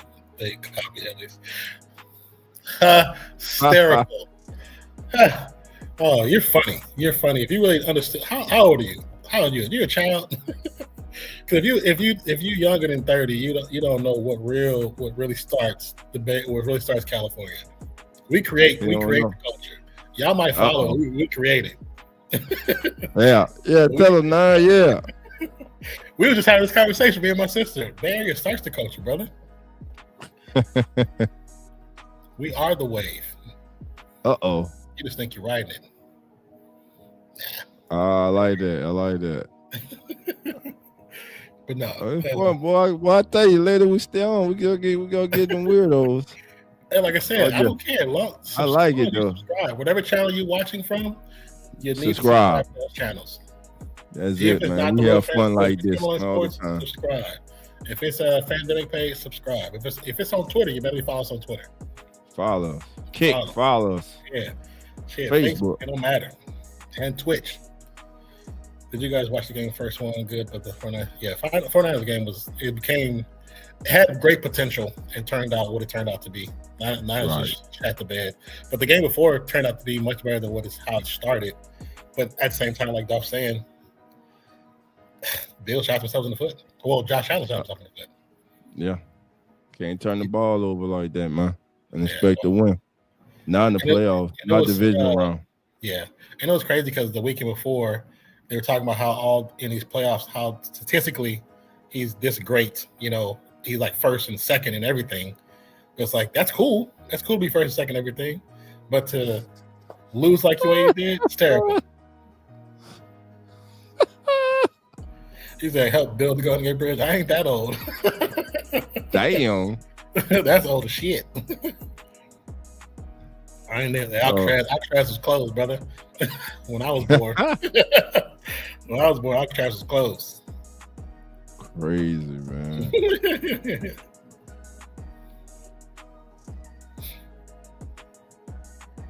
Man, do you watch The Masked Singer? I've only watched it when I've seen it before in the beginning when first certain people. Yeah, I haven't watched it. I don't ask because it's on my TV right now. Yeah, I've seen it when they had when I used to stream on Twitch, when I stream gaming. There's a couple of gamers that was on there, so I watched it when they did it, but I haven't watched it since. So I'm a Redskins fan, and my name is Robert from Mexico. Hello, Robert. Welcome in. Hello, Robert. Welcome in. Mexico. I have some people listening to Mexico right now, so some friends and family. All right. Subscribe. Come on in. Join the family, man. Join the fun. Hit that subscription. Yeah, hit that subscription wherever you at. Hit it. Let's see. Make sure you turn notifications on. Got to. Turn the notification on. Today, early in the stream, we had several people that came in because the notification was on, and they came early to come chop it up with us on the beginning of the game. So definitely turn the notice on. When you follow the notification, it tells the YouTube algorithm that send more people. That's what it tells you. Hey, also help the channel grow by leaving comments. Leave comments. Yes. We will definitely answer comments. Yes. See my sports world. What's good? What's going on? How you doing? It's the thumbs, baby. I'm looking at the thumbnail. Let me see. Is that okay? I thought it was basketball trophies for a second. I was saying, but you're a Celtics fan. I thought that green. I was like, oh no. It's the thumbs, baby. Wow, Seahawks 13, man. Yeah, that was a hell of a game by the Seahawks, man. Dominant performance by them today. Yes. Defense, special teams. Sam Darnold did okay, did enough today. You know, did what he had to do. Really didn't have to play heroic today. I mean, especially like I said with the oblique injury, because that every turn you make is you're in pain. Hurt, painful. So, well, you know they shot it up though. Yeah. But right now, after the game. Right now though. right now, he feeling it. That's what I'm saying, man. We look at these guys on the field, man, and we don't really take into consideration what these men have to go through, you know, to get their bodies ready to play. They go through a lot. That's why they deserve every penny they get. Later on, when they're saying, you know, from game 6 to game, I was injured. I was injured that whole time. You know, he's like, sometimes it takes a lot to get out of bed. And you're like, we don't think about that part. We think about just seeing them on the field. You don't think about them practice video and the day of the game. That's it. And just think of those players who have kids and they want to go and be out with they can't because they are in pain. They are so bad they can move. Said my team did good last year, almost made it to Super Bowl. Redskins. They have to retool. They need some more pieces to get back to that potential, I think. Yeah. Hey, good luck to Stidham. That's a good luck. Sucks that Bo Nix got injured like that, but hope Stidham listens to Sean Payton because ain't nobody can guide him any better than Sean Payton can. So I have Kenny Walker. There are so many fantasy leagues. Well, you know, with the Seattle Seahawks, everybody know that when it came down to it, Walker, he would get there, but who would get the touchdown? Charbonnet. And for whatever reason, they didn't do it that way today. They didn't run it that way. Yeah. They gave it to Charbonnet. I'm a Jays fan since the 80s. You're a Blue Jays fan? Didn't they? Wait, didn't the Jays get to the playoffs this year? I'm trying to remember. Toronto, I believe Toronto did make the playoffs. Yeah. We got to do some more baseball games this year. A lot. We only did a few last year, and we did a few the year before that. But it's a lot of times it depends on people. If we know what teams and people like, we could try to figure out if we can do certain games because since there's so many different options for the year. Right. Because I want to definitely do some more baseball. And I want to do some more hockey too. Hockey is fun, man. Yeah, it is. It is fun. Like hockey's going on right now. We're kind of late to the party. Yeah, and that's because we go from football into basketball, and usually me and Zach will sneak in a couple of hockey games on a basketball run. Right. So we also have cricket, and then of course this year in February we got the Winter Olympics going on, so that could be interesting. And then FIFA, the tournament, which I don't know, it's still happening, but people are asking for refunds on ticket sales because of what's happening in the state of America right now. So because it's taking place in the U.S., but too many people that normally would go to that event are not going because of what's happening in the U.S. right now. Like they don't want to be, put in jail. For just lack of better words to say, shit. Jamal Murray went off tonight with 42. He's been having a good season. He has been having a good season. And then is it Joker still out? Because Joker, he had an injury, right? Yeah, I believe he's still out. I mean, they definitely need him to step up. Should have been champions than Japanese Dodgers. I mean, that's the one thing talking about with baseball. Baseball needs a cap. They need a cap. They are able to do pretty much anything, and if you got money, you can just buy the best players in the game, which is not really. It's not fun. That makes the game not fun. Is that there's no more homegrownness. Everybody's doing now what the Yankees have been doing since the 90s is, hey, we got the most money, so we're gonna buy the best players. Unless you're the A's, when we just get players, and once they get good, we sell them for cash. Don't do that. Don't be like the A's. Don't be like the A's. Losing billions in tournament money. Oh, USA. I said USA losing billions in tournament money. Mostly Canadians who were great customers no longer. Understandable. A lot of money being lost because of the drama. Right. So Redskins the first time we went to Super Bowl in 1983. It was 1983. The Doug Williams, right? Mm-hmm. And he broke some records. Yankees do, and we beat them, but Dodgers. I mean, like I said, the Yankees were buy out, bro. I'm about I to know. I just right it's 9:35, but yeah, I'm about to close it out. But we will be back for sure tomorrow afternoon. Also tomorrow morning is 10:15. 10:15 Central, 11:15 Eastern. As the NFL turns pregame show, we get you ready for tomorrow's division round games, and we'll recap today's. We get you right like that first shot before you hit the club. You know what I'm saying? That's how we get there you. You go. So, we get you feeling good. So you're already feeling good when you walk in the club, baby. Hit that subscribe button because we will be on live tomorrow. I'll be in chat. I'll be on the mic. Yes, sir. And we'll get you ready for the games. And we might have somebody doing the first game, but I do plan on setting up the second game. I think Zach will be for the second game and Dolph as well. We'll also have Carlos doing the second game on his Uneducated Sports Talk. I don't know if anybody else is going to join us. We'll see if anybody comes in. Really, I think Cheesehead will come by.